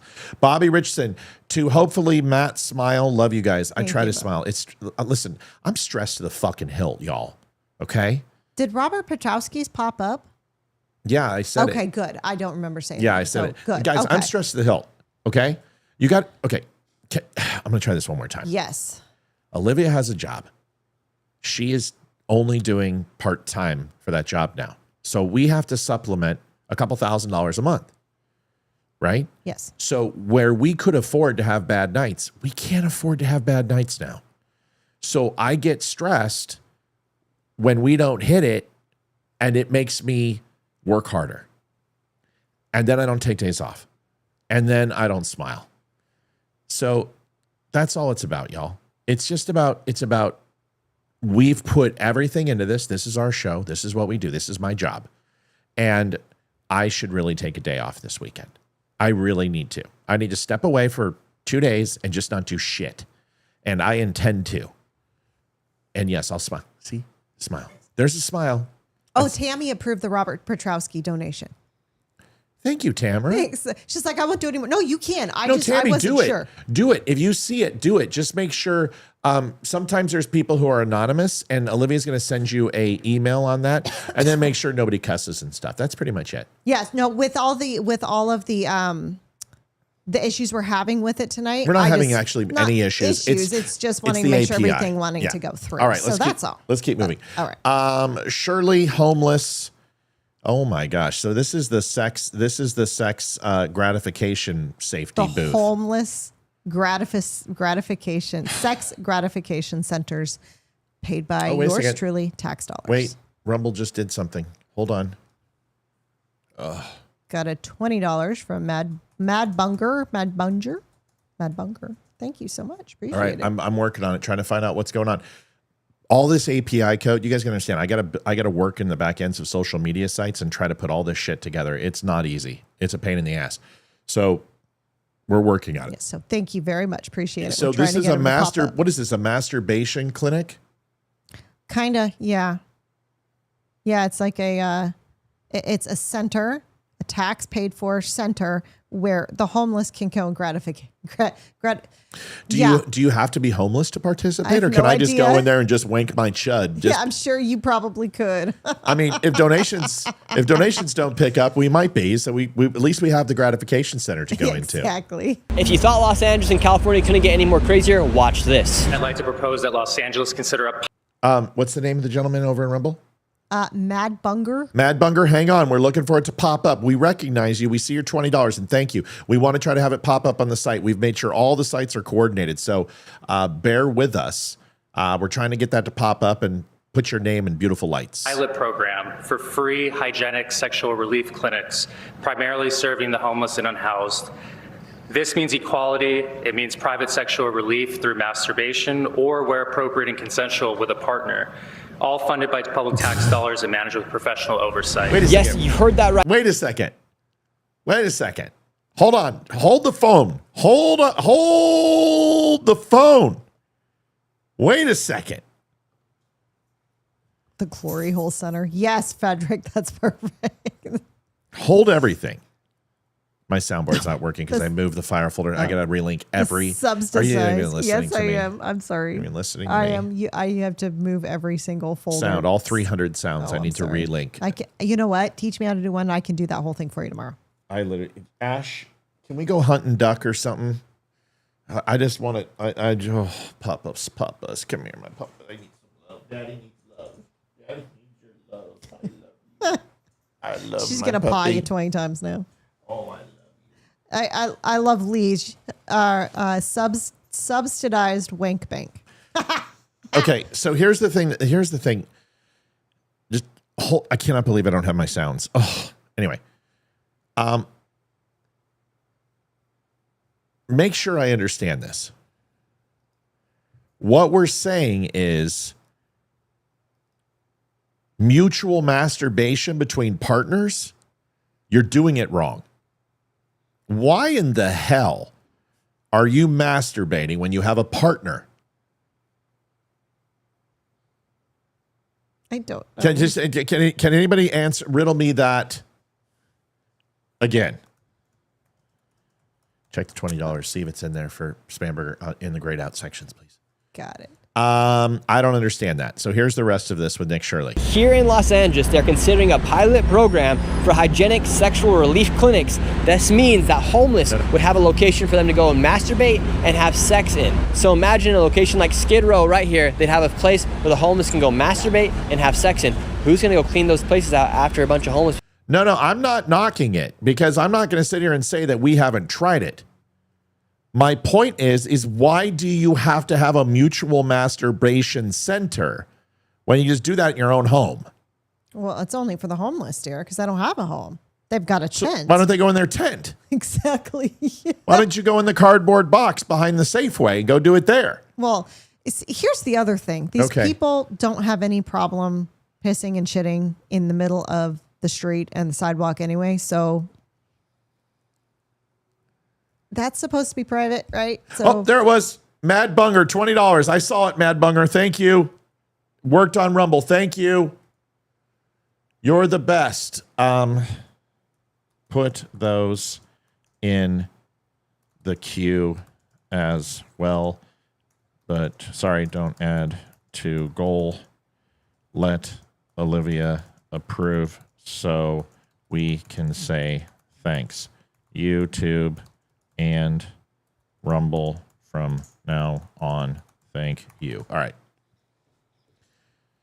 Here's the rest. Have had sex, and who's going to monitor the ages of those individuals that are going in and having sex? We know a lot of minors live out here in Skid Row. It also sounds like this could just be a place for a lot of women to get raped, quite frankly. And of course, this would be all funded by your tax dollars. And in fact, here in California right now, they're even proposing a billionaire tax because here in California, they don't tax people enough apparently, and it has a 29% chance of going through according to Polymarket. So this is just some of the craziness here inside California. They literally want to have and are proposing to have government-funded sex locations for the homeless so they can get off and bust a nut and have a masturbation session. A bit crazy. What do you think about here in California, it being proposed to have locations for the homeless to masturbate and have sex in? No, the reason why is because, first of all, they already have places for that. They don't do it in public. Okay, it's frowned upon. We don't like that. Just as residents of Skid Row. Why do you think California would propose such an idea, such as government-funded locations for masturbation and sex? Government-funded is the most important part. It's because it's a very liberal state. It's liberal. It is where all the liberal ideas come from. So it's one of the bases for it. Okay, it doesn't come out of New York City anymore. It comes out. Even New York City is very liberal. Comes out of California. Would you like to go clean up after a homeless person has had sex and masturbated? No, I don't think that they should do that because it promotes it. Do you think the homeless should have a location to have sex and masturbate, government funded? No. They're proposing it right now here in LA. Oh no. They need housing.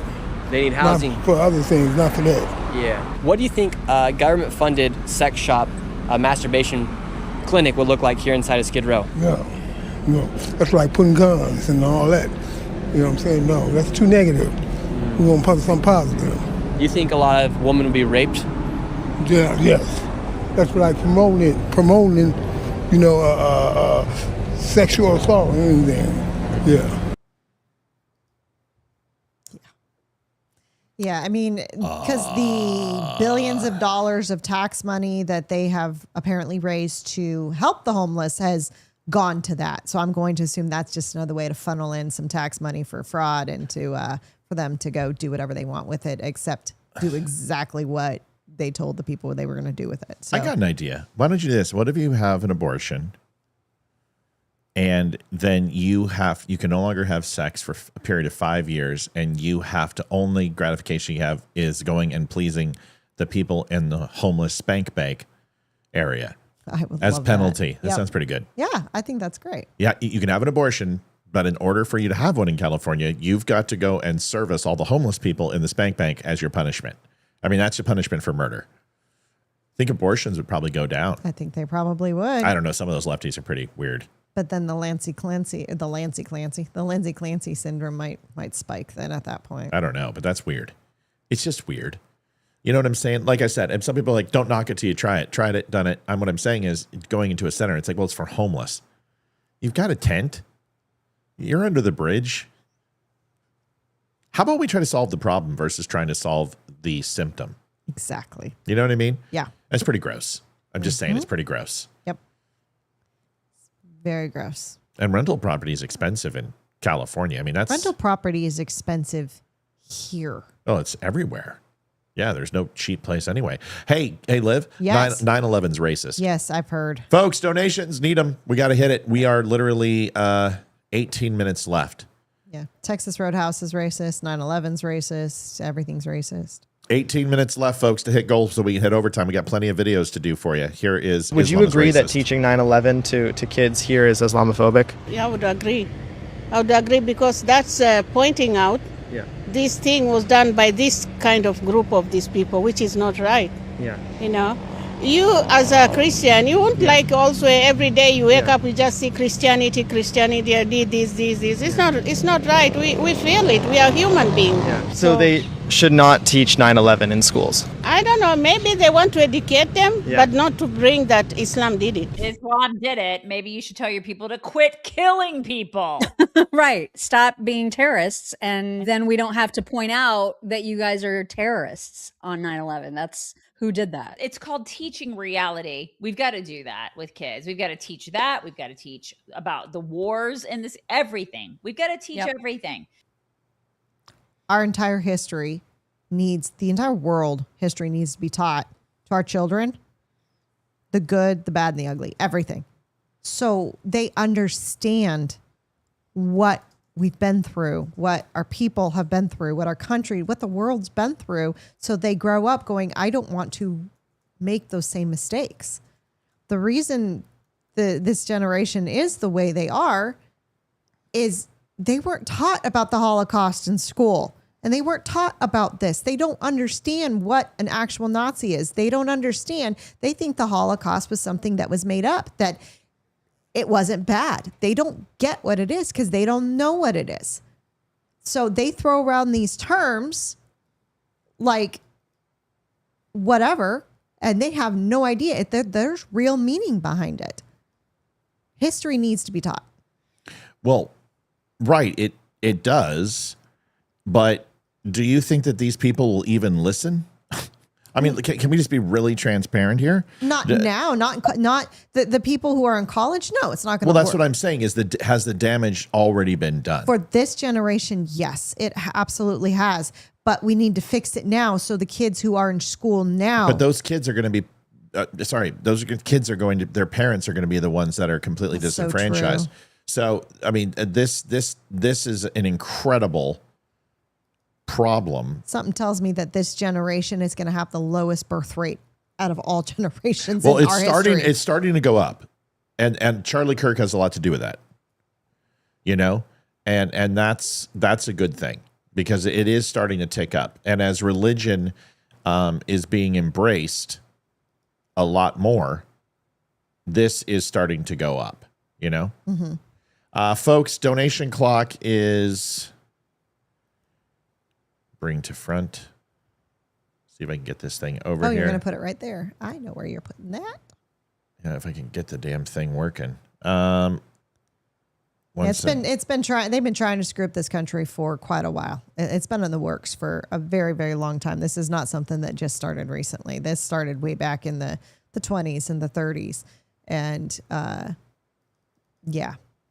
Well, it's certainly not going to stop in this generation, right? Mm-hmm. This is going to be something that is going to have to be like I don't know how you stop it because education.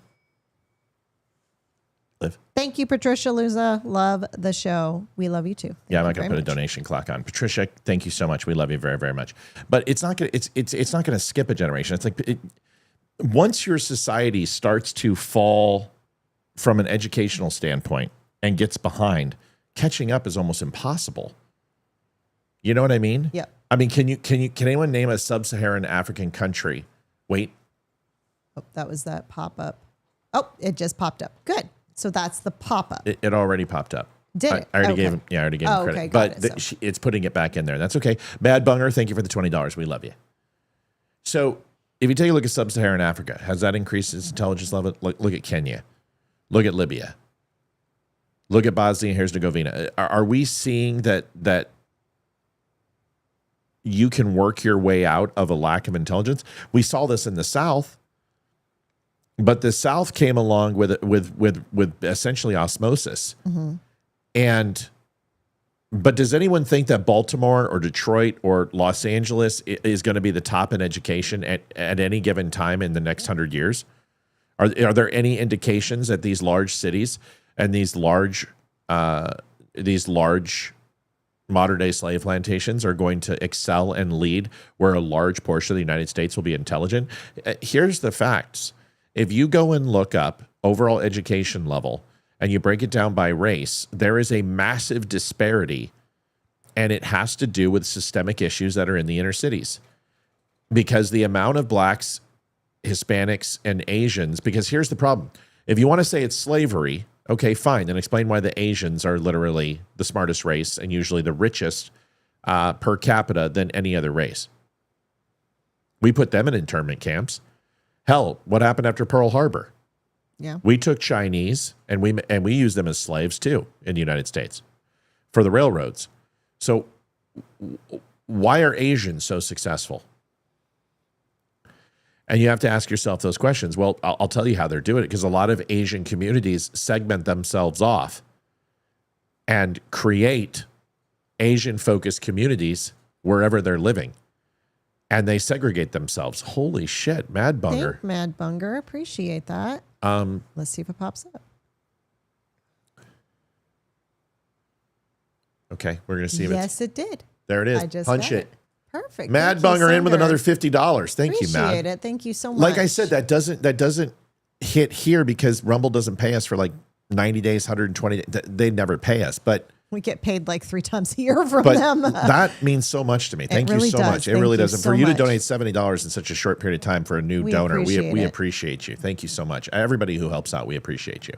But anyway, my point is you're not going to see a systemic change in overall test scores and education when you literally just pass down the misconceptions of the previous generation and ignorance. Mm-hmm. That's my point.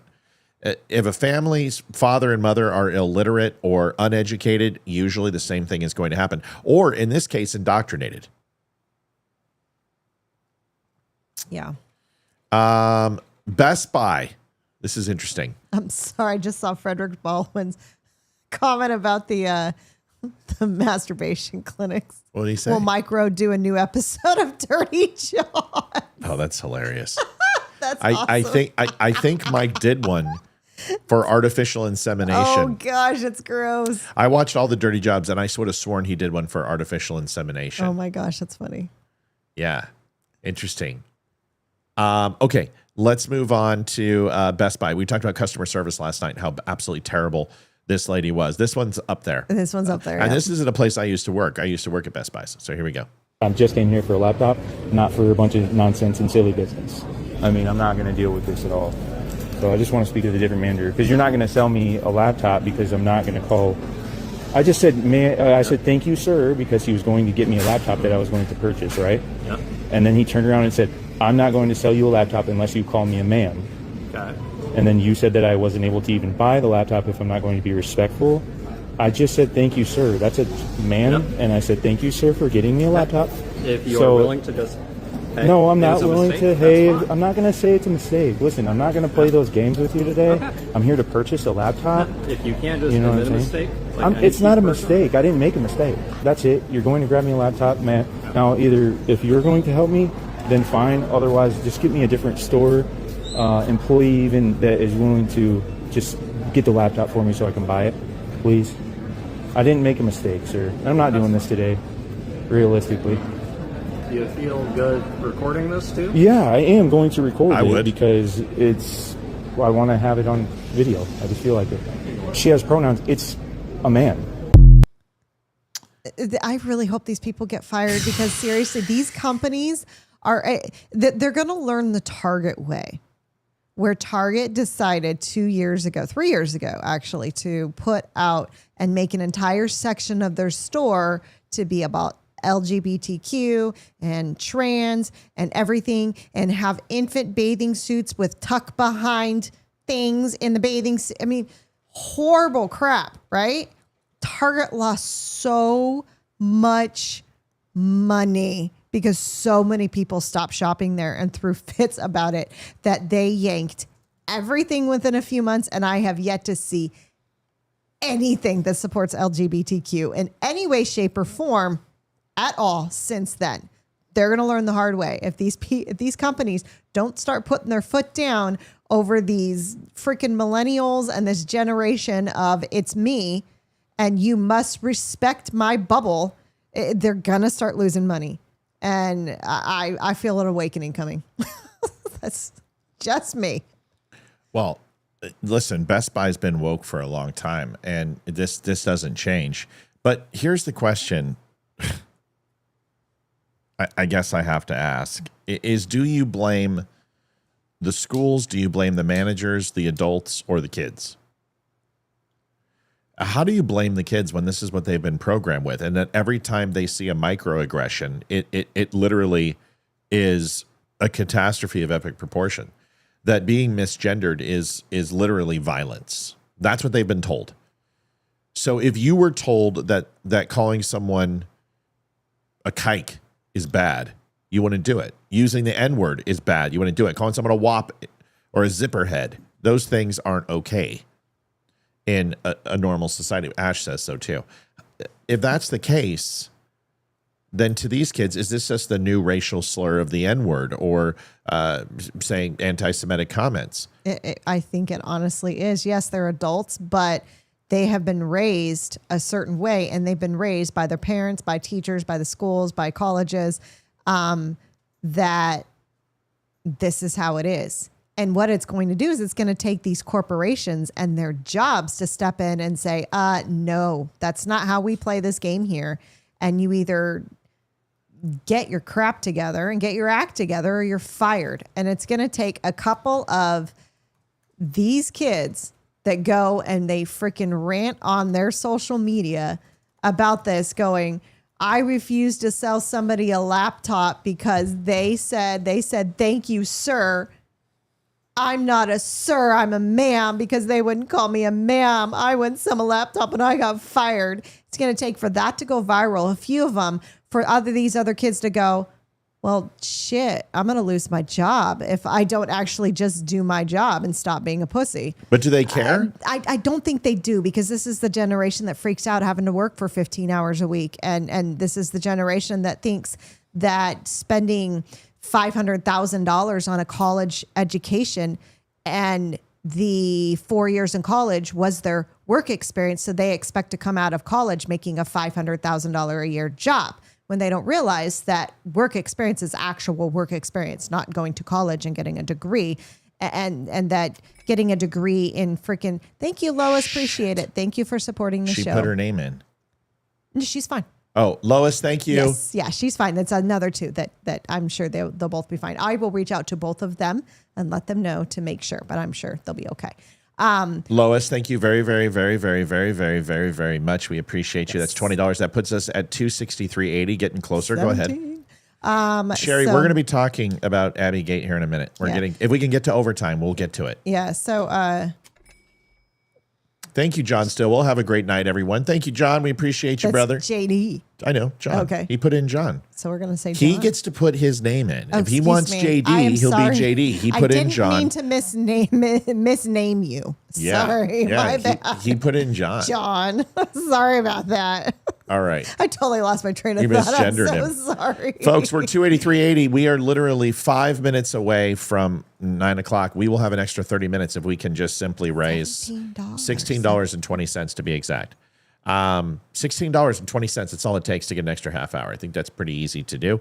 Let's see what else we got. Oh, this one's great. You know what? Maybe I should just put this in overtime to make people suffer. Make you suffer like MTG got married.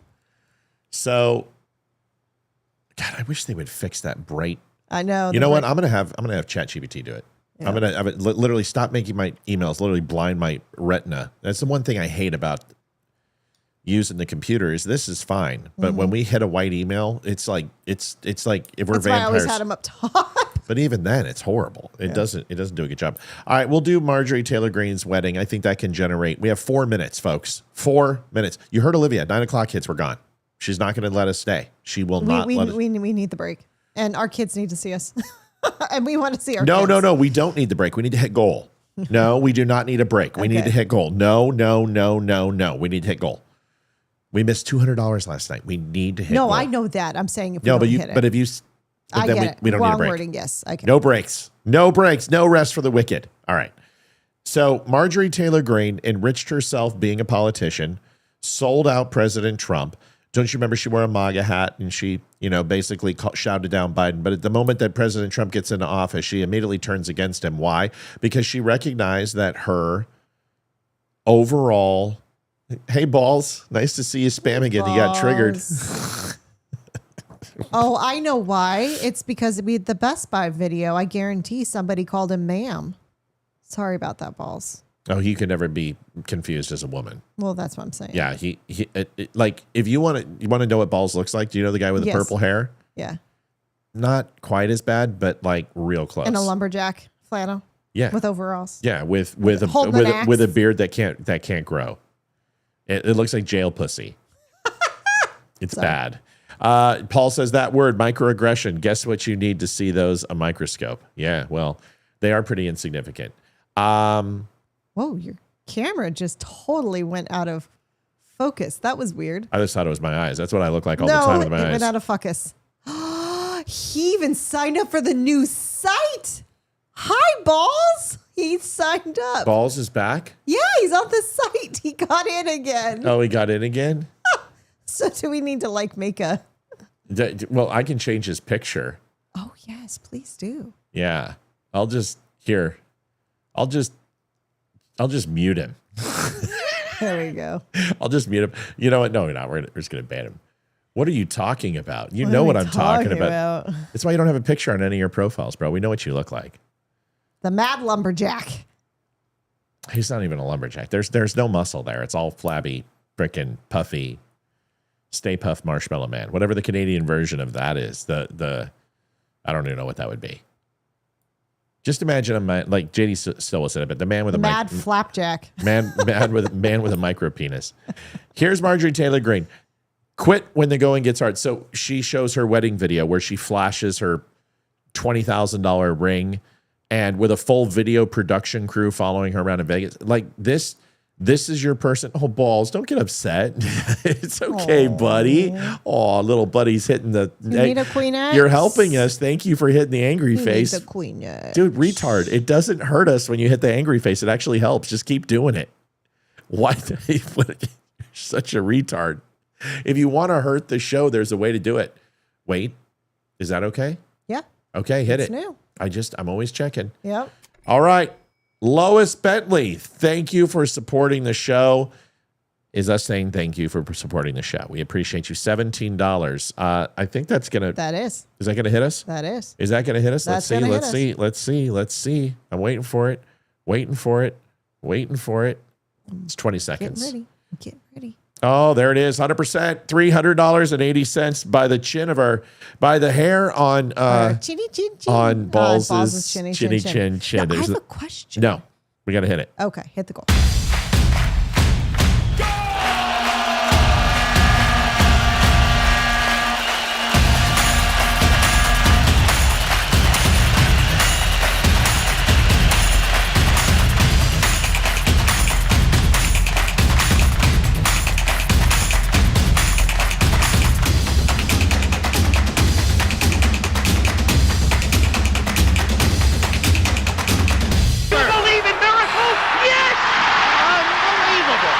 You want to know what this is about? I'll tell you what this is about with Balls. And I'm just going to let you know. Balls is jealous. Balls is upset, right? This is why he goes after the chicks. Because there's something that he wants that they have that he can't possess. And Joanne Townsend, $25. Thank you for supporting the show with no message, but thank you for supporting the show. We appreciate you. That puts us at a whopper over 300. Well, I was going to ask a question. We'll see if it... And we're now entering into eating in the last night's deficit, thank God. $325.80. Oh. What? I was going to ask that when somebody donated and we were over 300, would it actually do over 100%? So be 100. Oh. Would it do that? That was my question. I was going to say, let's test it, people. But I was going to ask. You don't have to do it right now. That was just a thought that just popped up in my head. No, I mean, with a face like me, you're married to me. How can that's you my not point. Be jealous? That's my for the chicks on the right. I think he has a serious problem with women. Or he tried a podcast and he failed miserably. No. Ooh, that's good. Or he has a micro penis. Well, I mean, he's going after, because he went after He likes you. to fancy himself as an MMA fighter. Like he admires and he hates Jews.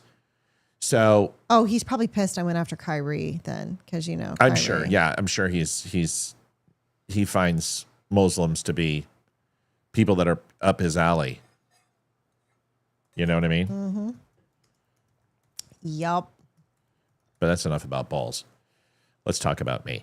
Thank you for the donation. We appreciate it. Very, very, very, very. Why don't you wait for that until we get the Okay, yeah, we'll the wait increase. on that one to see if that works. Yeah.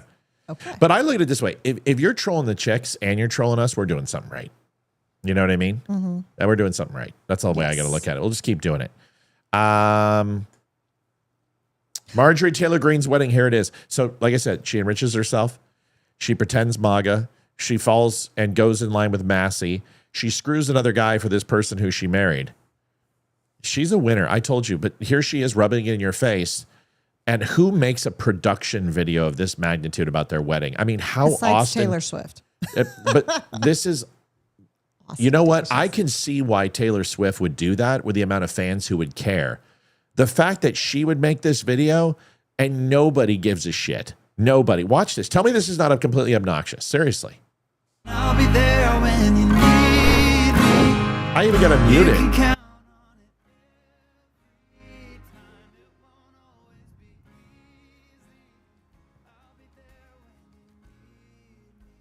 Oh, real? Oh my God. Ew. Dude, what did she do? Did she find a Siamese cat and turn it into a man? Look. Meow.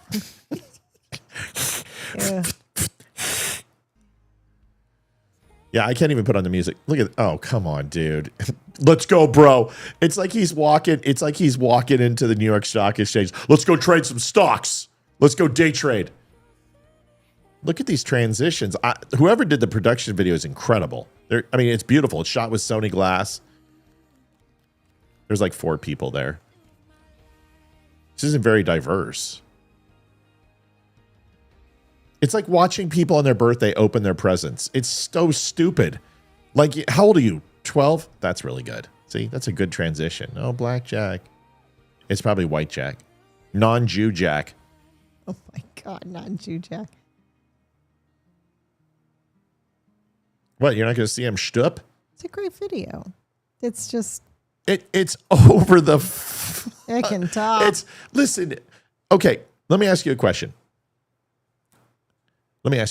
Yes. Who do you think shouldn't glamorize their wealth? Name some people who shouldn't. Politicians. Okay. That was really okay. Pastors shouldn't go and be driving Bentleys. Us podcasters that ask for donations and get upset when we're $200 shy and be like, guys, I'm trying to make the ends meet. But then all of a sudden I'm like, yo, let's go do some hookers and blow, yo. And I'm out there doing strippers and I'm making it rain on some hookers named like Chastity and Diamond and Evanescence. And I'm just like, bitches, make it rain. And I'm like, yo, man, fuck the Johnny Walker Blue. Let's get some Cristal up in here. And I'm live streaming it. Do you think I'm ever going to get a donation again? No. If I get that penis reduction surgery that I've been trying to afford for so long, are we going to get any more? No, of course not. What are some politicians for sure? That's another one. Yes. Right. Karen Hankey says, why is she wearing white? Exactly. I wonder if she's going to step on a glass. Mazel tov. Whoops. How about the fake homeless person that stands on the corner and begs for donations on the corner all day? And they're not actually homeless. That's their job. Yes. That person should not be flaunting. No. Because people do that as a profession. Yeah. It's kind of crazy. Mel says, I have never understood second and third, etc. wearing white. It used to mean something to wear white. I'm old school. Attention seeking much. I just think it's this. I just think you're flaunting your millions, and what a shitty thing to do. You know what I mean? I mean, I don't know. I'm not jealous of her. Good for her that she enriched herself on the backs of taxpayers and then when life got hard, quit. My post on her wedding is that congratulations, Marjorie Taylor Greene. I really appreciate what you did. But like you overall, when times got hard and quit being a congressman, I imagine that will also transpose into your marriage life. Good luck to your future divorce. I'm sure she's not going to like that. I'm sure she's going to ban you and block you. I don't know. I'm not a big fan of her. I think she is a sellout, and I think she's fake, and I think she has a lot of money, and I think she got rich on the backs. What her net worth is? Oh, it's like 27 million. Net worth. Now they're going to say, oh, it's because of the businesses that she had and stuff like that. But she's northward of, I think 27, somewhere around there. It could be a little less.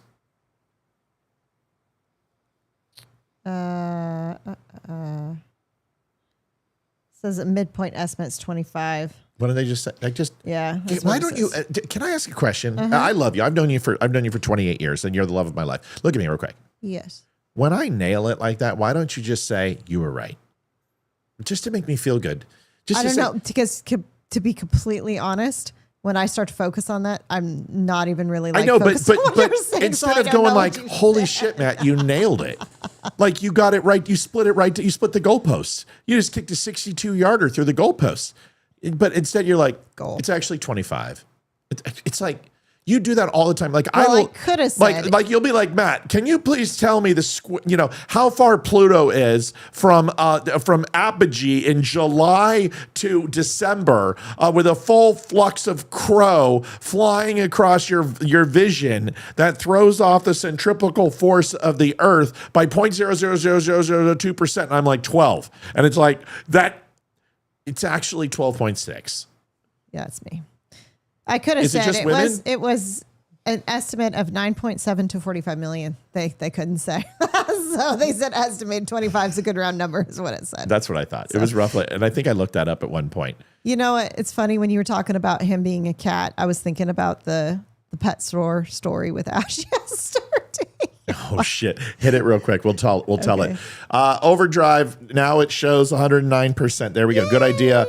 $21.10 from Mello. Thank you for supporting the show. Is all she says. No smart comments. No. Well, she's been having issues with that for some reason. It won't let her. I don't know why. It should work now because she gets to put it in. Yeah. So she doesn't have to do it in PayPal. It's the script that we put in. Yeah. So maybe she's just boycotting it. Yeah. So was there not a French option there, Frenchie? 116% to goal, 346.90. Awesome. Thank you. Go ahead. So yesterday I had to go pick up crickets for Yoshi. So I took Ash for a little car ride. And you need to tell people who Yoshi is. Who's Yoshi is our bearded dragon who eats live crickets. And that's not code for Olivia's bearded dragon, which is a snapper, by the way, and breathes fire upon occasion. Venus flytrap. And sheds. It sheds, it breathes fire, and is a snapper. Mel still can't comment. I don't know why it's something on her end. Wow. She said she can't comment on it. Anytime she makes a comment on her, whenever she donates, no matter where she donates, anytime she makes a comment, it's zeroes her donation. It's probably Canada censoring her because they don't want to get the word out. It's like blink twice if you need help. Exactly. All right, go ahead. So Yoshi is our bearded dragon, and I got to get her crickets every week. And I took Ash with me to the local pet store because they all know Ash is our dog. Yeah. And they all know and love her. So I took her in, and while they're bagging up the crickets, we're just walking around. And whenever I take her in there, I let her browse the aisles to see what she wants. She never goes for a toy, ever. She goes to the homemade bakery thing. Of course, I didn't get her anything because she's still being a stinker when it comes to eating. Anyway, they've got a room for cat adoptions in there. And I always go back, and they had 2 adorable kittens, maybe 8, 9 weeks old, just tiny, itty bitty little things. And one of them was pure black, almost looked like a cat version of Ash. Super cute. So I'm petting her, and Ash comes up and sniffs the cage. And this cat went right up to Ash and hissed at her, like, our hair standing up and hissed. Ash backs out of the room and won't go near the freaking door anymore. Like, she is like staying away from the room. And I'm like, you just got scared by 1.5 pounds of fur. Are you serious? I'm like, you're a pussy. Very, very much so. Yeah. Here is Pete Buttigieg. I'm just kidding. Pete Hegseth. I was kidding about Pete Buttigieg thing. Pete Hegseth, they went back and they look at the Abbey Gate medals. Now, a lot of these Marines that were there went ahead and obviously the 13 who died performed with valor. And Biden downgraded their medals. He downgraded them. Yep, they were put in for medals and they lowered the medals. Of course. Because Biden was responsible. So Hegseth and President Trump upgraded their medals today and upgraded them to Bronze Stars and other valorous styles of recognition. Here's the video. United States takes pleasure in presenting the Bronze Star Medal with the device for valor to Gunnery Sergeant Jonathan M. Eby, United States Marine Corps, for heroic achievement in connection with combat operations against the enemy while assigned to Gulf Company, 2nd Battalion, 1st Marine Regiment, Special Purpose Marine Air Ground Task Force, Crisis Response, Central Command. Cool. The President of the United States takes pleasure in presenting the Bronze Star Medal with the device for valor to Lance Corporal Jordan J. Hughes. All right, Marines, how you feeling about that? Don't all get upset at once, but that's unsat, shipmate. That is the worst Marine Corps blouse I've ever seen. That tie is a absolute soup sandwich, and that hair and that beard is that. Unsat. I'm just saying. Matt, he's probably out. Yeah, I know. But I know a lot of Marines. And I don't know any Marine who's even out who would not take their uniform to the next level. I just don't. Especially when you're getting presented with a medal by the frickin' Secretary of Defense. of War. I'm just saying. Any Marines want to comment? I'm just saying. United States Marine Corps. With all respect to what he did. Lance Corporal, you're a hero. But the enemy, just have a question. Assigned to Gulf Company, 2nd Battalion, 1st Marine Regiment, Special Purpose Marine Air Ground Task Force, Crisis Response, Central Command, in support of Operation Allies Refuge on 26 August 2021. With the device for valor to Corporal Michael A. Gretzen, United States Marine Corps. That's what I would for heroic achievement. As Still rocking the high and tight, though, brother. Company, 2nd Battalion, 1st Marine Regiment, Special Purpose Marine Air Ground Task Force, Crisis Response, Central Command, in support of Operation Allies Refuge on 26 August 2021. Little inter-service rivalry there. I don't think I could even fit in my dress blues anymore, so I'm not going to sit here and say it, but I was a skinny little shit. You didn't keep your dress blues. I never saw you in them. They weren't going to fit anyway. When we first got together, they probably would have. No, because I put on a lot of muscle when I got out. I don't know, maybe. Yeah, they. You know what? They would probably still fit. I'm a 34 to 36, depending upon whether I'm wearing slacks or Levi's, and I was probably a 32, 34 in the Navy. It had only been 8 months since you've been out when we got together. Yeah, but it was my back. So. My back. Yeah. It was all the damage I did. Mm-hmm. No, I was talking about that. It probably still would have fit, wouldn't it? I don't know. I wasn't in great shape when we met because of all the damage. Mm-hmm. So I don't know. Listen, I could definitely fit in my dress blues. I would need a larger blouse though. From the top. It's not the waist. It's not the waist that's the problem. It's the chest and the arms would be too tight. Because I think I was wearing like a 42, 46, and I need a 48 now. Like, more than likely. Listen, here's my thing. If a Marine's out of uniform, I don't care. But if you're in uniform, you should respect the uniform. That's all I'm saying. And I would never know a Marine who would wear the uniform wrinkled. I would never know a Marine who wouldn't shave and get a haircut and be regulations if they're going to wear the uniform. I just don't know anybody. And I've seen WW2 vets who are 90 years old and they shave and they respect the uniform, and their lines are crisp, their gig lines straight, their buckles are brassed out, and that's just the United States Marine Corps, because you're always a Marine. So that's all. It's just an observation, and it's not a knock. I mean, guys, freaking hero. Still a cool story. Clancy's doc testifies. Here's the thing. These are really two interesting videos that you probably haven't seen from the trial, and you're not going to see them from the leftist media. I want to thank everyone who helped us hit gold tonight. It means a great deal. Really, Yes, it does. it truly does. It helps us. It helps us get to that next level. And we're really, really excited to do this documentary. We can't wait to tell you all about it. Holy shit, we have got to fix that light. It really ruins the show. Here is Clancy's not but testifying. Men call shirts blouses. It's military dress. Yeah. So I don't know what Marine Corps calls them now, but when I was in, it was a blouse. Army calls them pinks and greens. But I would have sworn Marines call them about Donald. Am I right about that? Undershirt is a blouse. And then you've got your jacket, your field. I don't remember. I don't. But always, my understanding was it was a blouse for the Marine Corps. Let me know, Donald. Could be wrong. I know in World War II, absolutely was a blouse.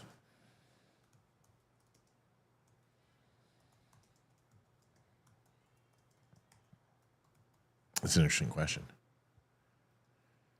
Yeah, I know it's starched, of course. I would starch the hell out of mine too. I'm going to find out. It would be crisp and starched good. Yep, absolutely, Patricia. Yep, Marine Corps, the uniform shirt or jacket is commonly called a blouse. Yep, the trousers are called trousers, not pants. That's correct. Yep, blouse. Yep, they call it the blouse. Yep, military calls them blouses. That's true. Because in the Navy, and my dress blues, it was a blouse. Yep. Okay, here is the Clancy doctor. Is it typical for someone in psychosis to hear a voice only one time, never before, never after? All right, so the question is it normal for somebody in psychosis to only hear a voice one time? You should be able to hear the doctor fairly well. No. And no. Again, based on your training experience, is it typical for someone in psychosis to hear a voice that's constant rather than intermittent? No, that is not typical. And what does it mean, the difference between a constant voice and an intermittent voice? Well, an intermittent voice would come and go. It wouldn't necessarily just keep playing over and over again as if it were on a tape, which Ms. Clancy told me that it was a voice. It's the same thing in the same tone, repeated over and over and over until she had strangled Callan. And is it typical, based on your training and experience, for someone to hear command hallucinations and then for them to stop abruptly? No. Committing the act is not curative of the voice. I've not ever seen that. And doctor, based on your training experience, someone in psychosis hearing a voice without accompanying delusions, is that typical? That would be pretty rare. It's absolutely not typical. These are damning. Here's another one. Listen to this.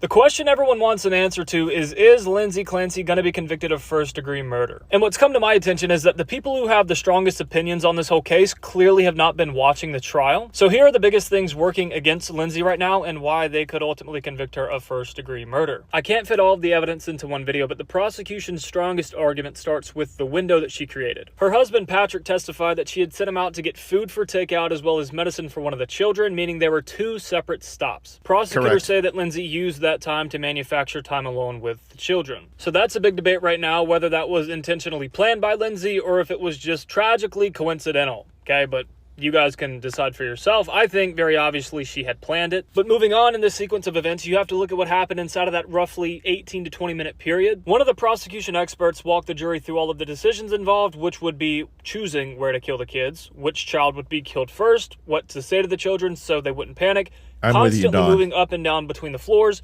and then continuing from one child to the next, which is a big deal because Lindsay says that she actually wasn't really making decisions. She was following this voice that was telling her to do so, telling her that she had to kill her children now or she wouldn't have a chance and that her kids needed to see her in heaven. She says that as she killed them, she said, "Go to God, baby." Then you have Patrick, the husband's call from CVS. Now, she didn't answer this call initially, but she did call him back, and he said that she sounded like she was in the middle of something, and he assumed that she was giving the kids a bath. And the prosecutors are arguing that she was still socially functioning during this window. She could return a phone call, she could speak to her husband, and sound normal enough that he had no idea what was actually happening, which you wouldn't think would be the case if she was going through all of these hallucinations in the middle of some psychotic episode. But back to that voice that Lindsay said she was hearing, the prosecution experts say that she had never reported hearing this voice before. This would be despite extensive mental health treatment and a psychiatric hospitalization. They also pointed out that she gave different accounts of when the voice began and that it apparently stopped immediately after the killings. So this, oh, I'm hearing this voice, never before, only in this 18 to 20 minute period when she happened to be killing her children. And finally, Letitia Dukes, who had treated Lindsay 4 times in December of 2022, said that she saw anxiety and intrusive thoughts, but no psychosis or mania. And this isn't somebody who was hired years later for trial to defend her or to be with the prosecution. No, she was documenting Lindsay's condition just weeks before the killings. And the psychiatrist who saw Lindsay the day before she killed her children at an appointment said no signs of psychosis or mania. So yeah, go ahead, Liv. So I was thinking about this the other day. My thought with her, I just looked up. She murdered her children in January of 2023. Yes. It's been 3.5 years. Yep. Which means she has been in jail. She's had extensive treatment. She's not on this freaking extensive list of psychotropic drugs or anymore. And she has absolutely shown no signs of remorse. If she had done this. Oh, well, that's not true. I haven't seen. She hasn't apologized, but yeah, she's cried in court. She's done her plea, her parading in front of the court. But I'm not seeing it. No, I'm not seeing it either. But to say that she's shown absolutely no remorse, I can't speak to that. I don't believe that that's true. Whether you believe it or not is immaterial. The question is, has she demonstrated a modicum of regret? I would have sworn that I've seen that, but not to the level where I believe anything she's saying. You know what I'm saying? Yeah. What the? No, Hayden. Cancel it out, please. You're screwing up my show. This is what happens when you've got technology that's all connected to each other. She's running AirPlay on my TV. Oh, I need to reset my camera. Either way. Oh, it's because we had the power shut off. So. No. I don't know, Hayden. Why are you doing that? How was your date? How about we stop worrying about the date and fix my TV?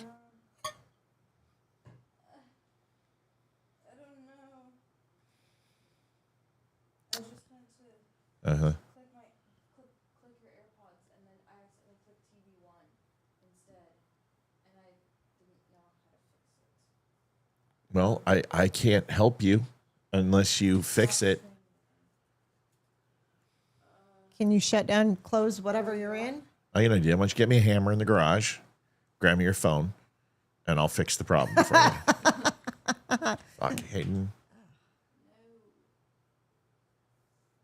Hayden, you've got connection somewhere. I stopped screening. I turned Bluetooth off entirely. You've got connection somewhere. That is not a normal screen. Okay. I'll be right back. No. Where are you going? You know me. Oh, you gotta go pee? Yeah. Oh, okay. Small Go. little freaking mirror. Get out of my. Ladder. Get out of here. Hayden. Okay, sorry. You should be. Better say you're sorry. That kitchen better be perfect when I get out of here. You should. Get in that kitchen. Fix it. Benny had a stalker in court. Now, Yeah, I saw her best friend winking at the camera. I don't care if Clancy's sorry or not. Here's the thing. And you're not hearing this anywhere. I will tell you the following.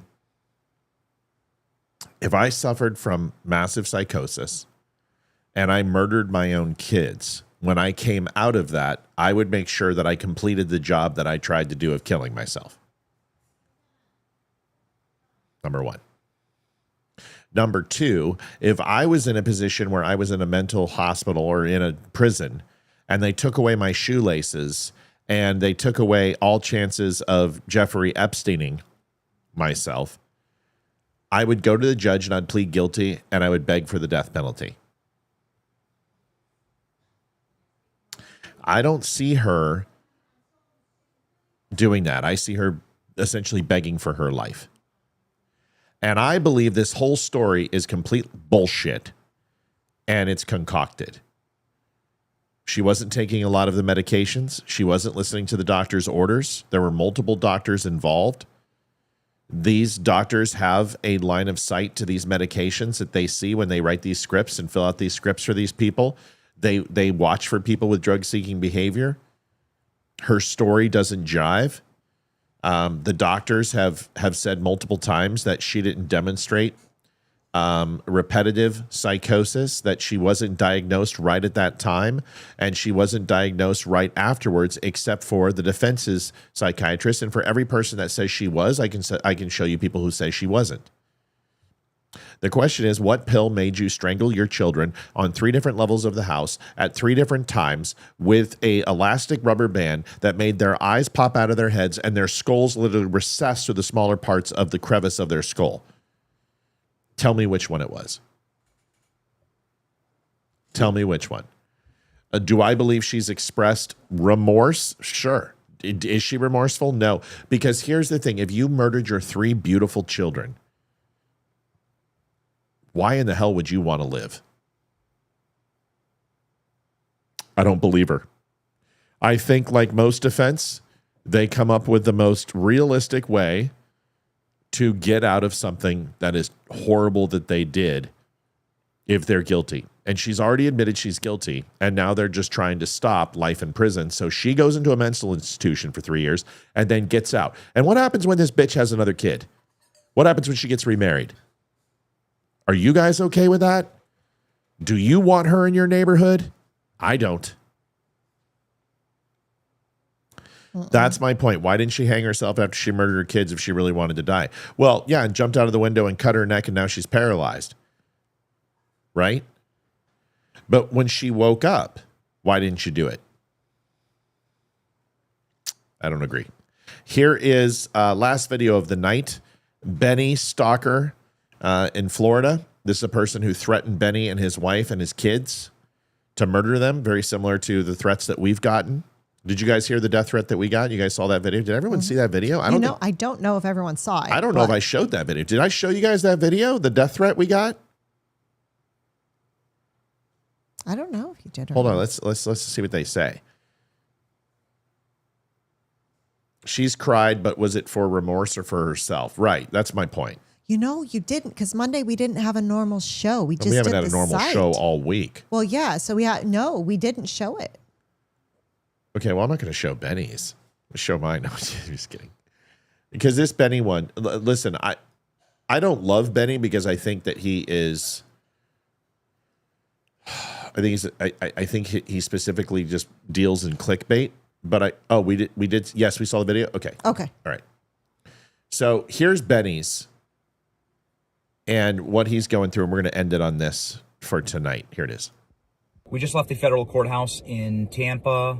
The trial of the United States versus George Isabel. And this was a sentencing hearing because George Isabel has pled guilty to threatening our family, mailing us a letter saying that he wanted to kill us, get my head blown off just like Charlie did. He sent this a week after Charlie was murdered on camera. And George Isabel was sentenced to 11 months in prison, 2 years of probation back in California.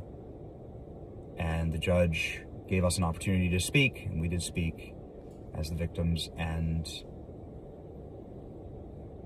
It was incredible listening to the judge reason through all of this, because the one thing about having so many people really assess the value of the judicial system based on how it treats the most vulnerable in society, and that would be little innocent children.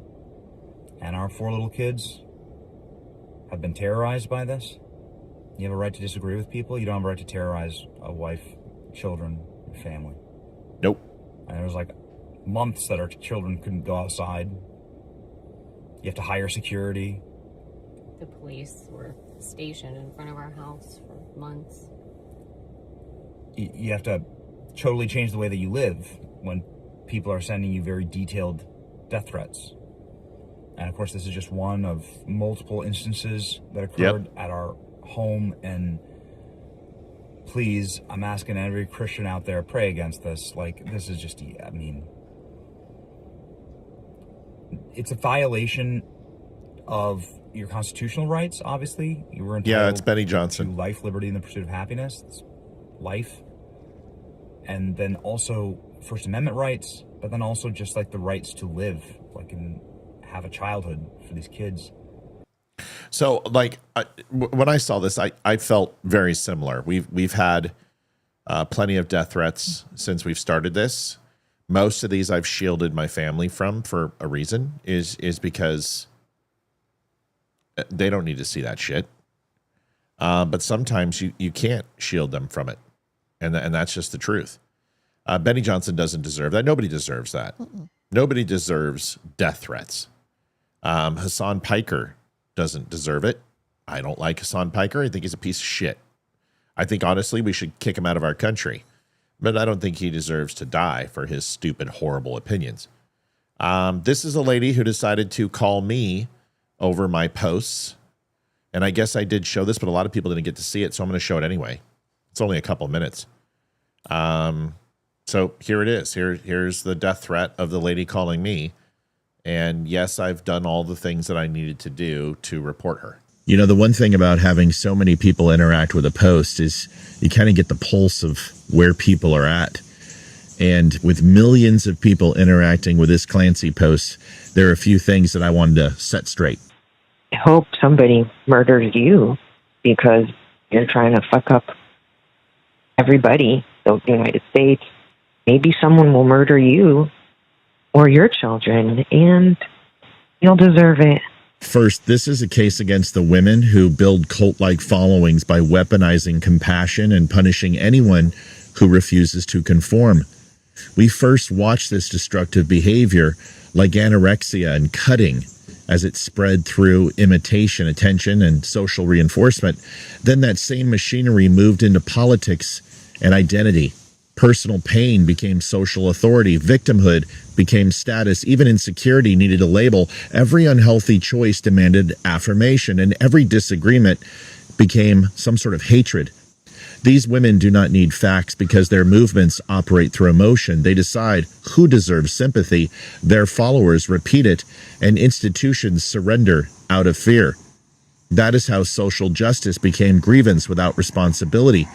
Body positivity became denial of health. Feminism became defending cultures that openly oppress women. Compassion for refugees became a demand to ignore legitimate concerns about security and assimilation. Adult gender activism moved towards children, while parents asking reasonable questions were branded hateful as well. We saw the same double standard when female teachers sexually abused male students. Instead of calling them predators, people described them as lonely, confused, or troubled. Some even congratulated the boys. Now this cult has reached its utmost moral bankrupt moment and stage. When a mother is accused of killing her children, the followers immediately surround her. They blame hormones, medication, doctors, even the husband, exhaustion, and society. They investigate everyone except the woman accused of the crime. That is suicidal empathy. Compassion so fanatical that it destroys truth, accountability, and justice to protect the person accused of causing the harm. The children become invisible because acknowledging them would disrupt the cult's preferred narrative. Loyalty matters more than truth. Female solidarity matters more than accountability. Appearing compassionate matters more than protecting the innocent. It does not require millions of women to destroy a culture's moral judgment. It requires a few influential women, cult-like followers, cowardly institutions, and a public too frightened to say no. Empathy without accountability is not compassion. It's complicity. You know, the one thing about having a day drinker, and she's nuts, and I did a full background on her. She's nothing. She's divorced, remarried, has some kids. She's lonely. We did file a police report, though. I did. Of course I filed a police report. I left a paper trail because if she happens to get lucky and gets a round off and gets beginner's luck and takes me out, I want them to know who to look at. And there's hundreds of people that I've reported. There's open investigations with the FBI and a couple. Hell, we even reported Balls because he's an idiot, made a veiled threat. And the moment that he made a veiled threat, he was reported. No, I didn't do it. I didn't say it. Yes, you did, you fucking retard. We already have it. And that's why it hasn't come back on us. But we filed a police report and his name has been entered and that's it. And if he decides to go ahead and you know, waddle his ass over here, good luck, you know. We'll see that. We'll see what happens then. But the funny thing is, I've got 16 friends and they all run faster than any American. They also run faster than any Canadian. So good luck. But either way, that's what happened. You make a veiled threat, you're going to get reported. And on the level of shit that I've seen, Balls is at a 1. He just made a made a comment that specifically named a location in our town that he knows that we frequent. And that's enough. That's enough. That's stupid. You shouldn't have said that. You could have made, you know, if I ever see, I'll knock your dick in the dirt. I'm laugh. But when you specifically name a location that you know we go to, that's a problem. There's a problem. It's a 1 out of 10. But we've had 10s. We had a lady who actually drove by our house, took a picture of it, and sent it to us. Yeah, we had a woman who tried to cut our internet cable. We had a woman that took a photo of our house and said, I know where you live. And she had threatened me multiple times. We have this shit happen all the time, and honestly, it's insanity. It's not like we say anything that's really that bad. I mean, come on, folks. Thanks for watching the Don't Unfriend Me show. Listen, I'd like to get your feedback real quick, just for a couple more minutes, then we're out of here. On what you think of the new chat, the new the donation window. It looks like the donations worked plenty fine. Yeah, they just didn't report, but they're going to get better. What do you guys think so far of it? Is there any feedback on the site that it's missing? Something we need? I am totally down to fix that if there's something that we need to do. But it seems like people are interacting fairly well. I'm not hearing anything about the quality. No ad issues, that the quality looks good. Oh, I need to add the broadcast to TVs. Looks great, but no one gets splogged. But no one gets splogged. I don't know what that means. Splooged.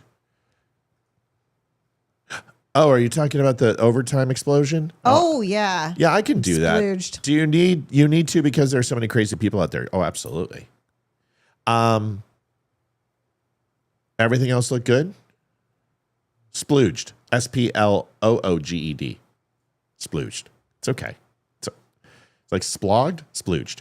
You guys rock. Good night, my friends. Yes. Okay, it's all good. All right. Listen, we'll continue. I need to do the thing for Deb Paris to Brian Moody. That's old, new. No, that was from tonight. I'm going through and I transfer. Did we put Brian Moody in? You know? Check it, please. I don't remember calling Brian Moody.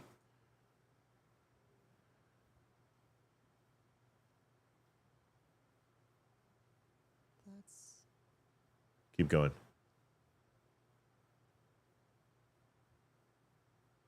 Yeah, we didn't call Brian Moody. Brian, These are last night's. Was this last night? Yeah, this is last night's. That was the first one right there. Brian Moody, thank you for your donation last night. We love you. We'll get this down. Got it. Okay. We'll get this down. We'll get this thing down. But I like the new donation thing. It's simple. It adds more screen. I like the notifications. Deb, I will add that little thing that you can broadcast. Oh, Mel she said she was trying to type the name in, she says.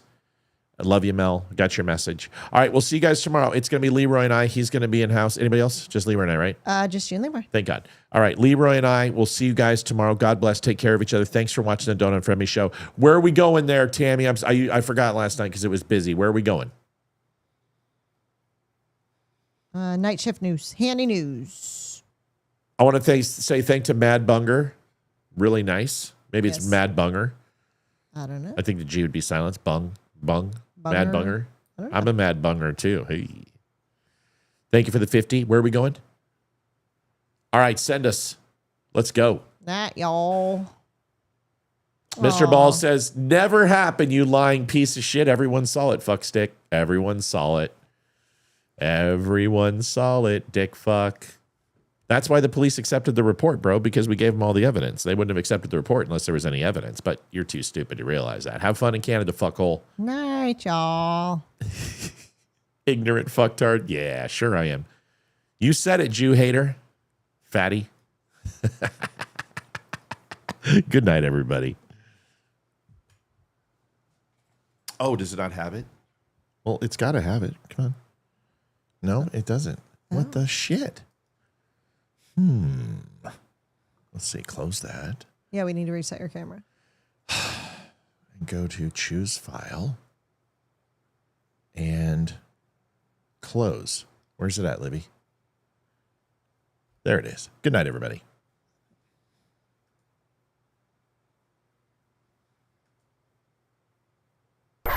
This is the Don't Unfriend Me show with your hosts, Matt, Leroy, and Olivia. Geopolitics, military analysis, and election coverage. Coming to you live on all major social media channels at The Dumb Show. Honest, direct, unfiltered. We can agree, we can disagree. Just don't unfriend me.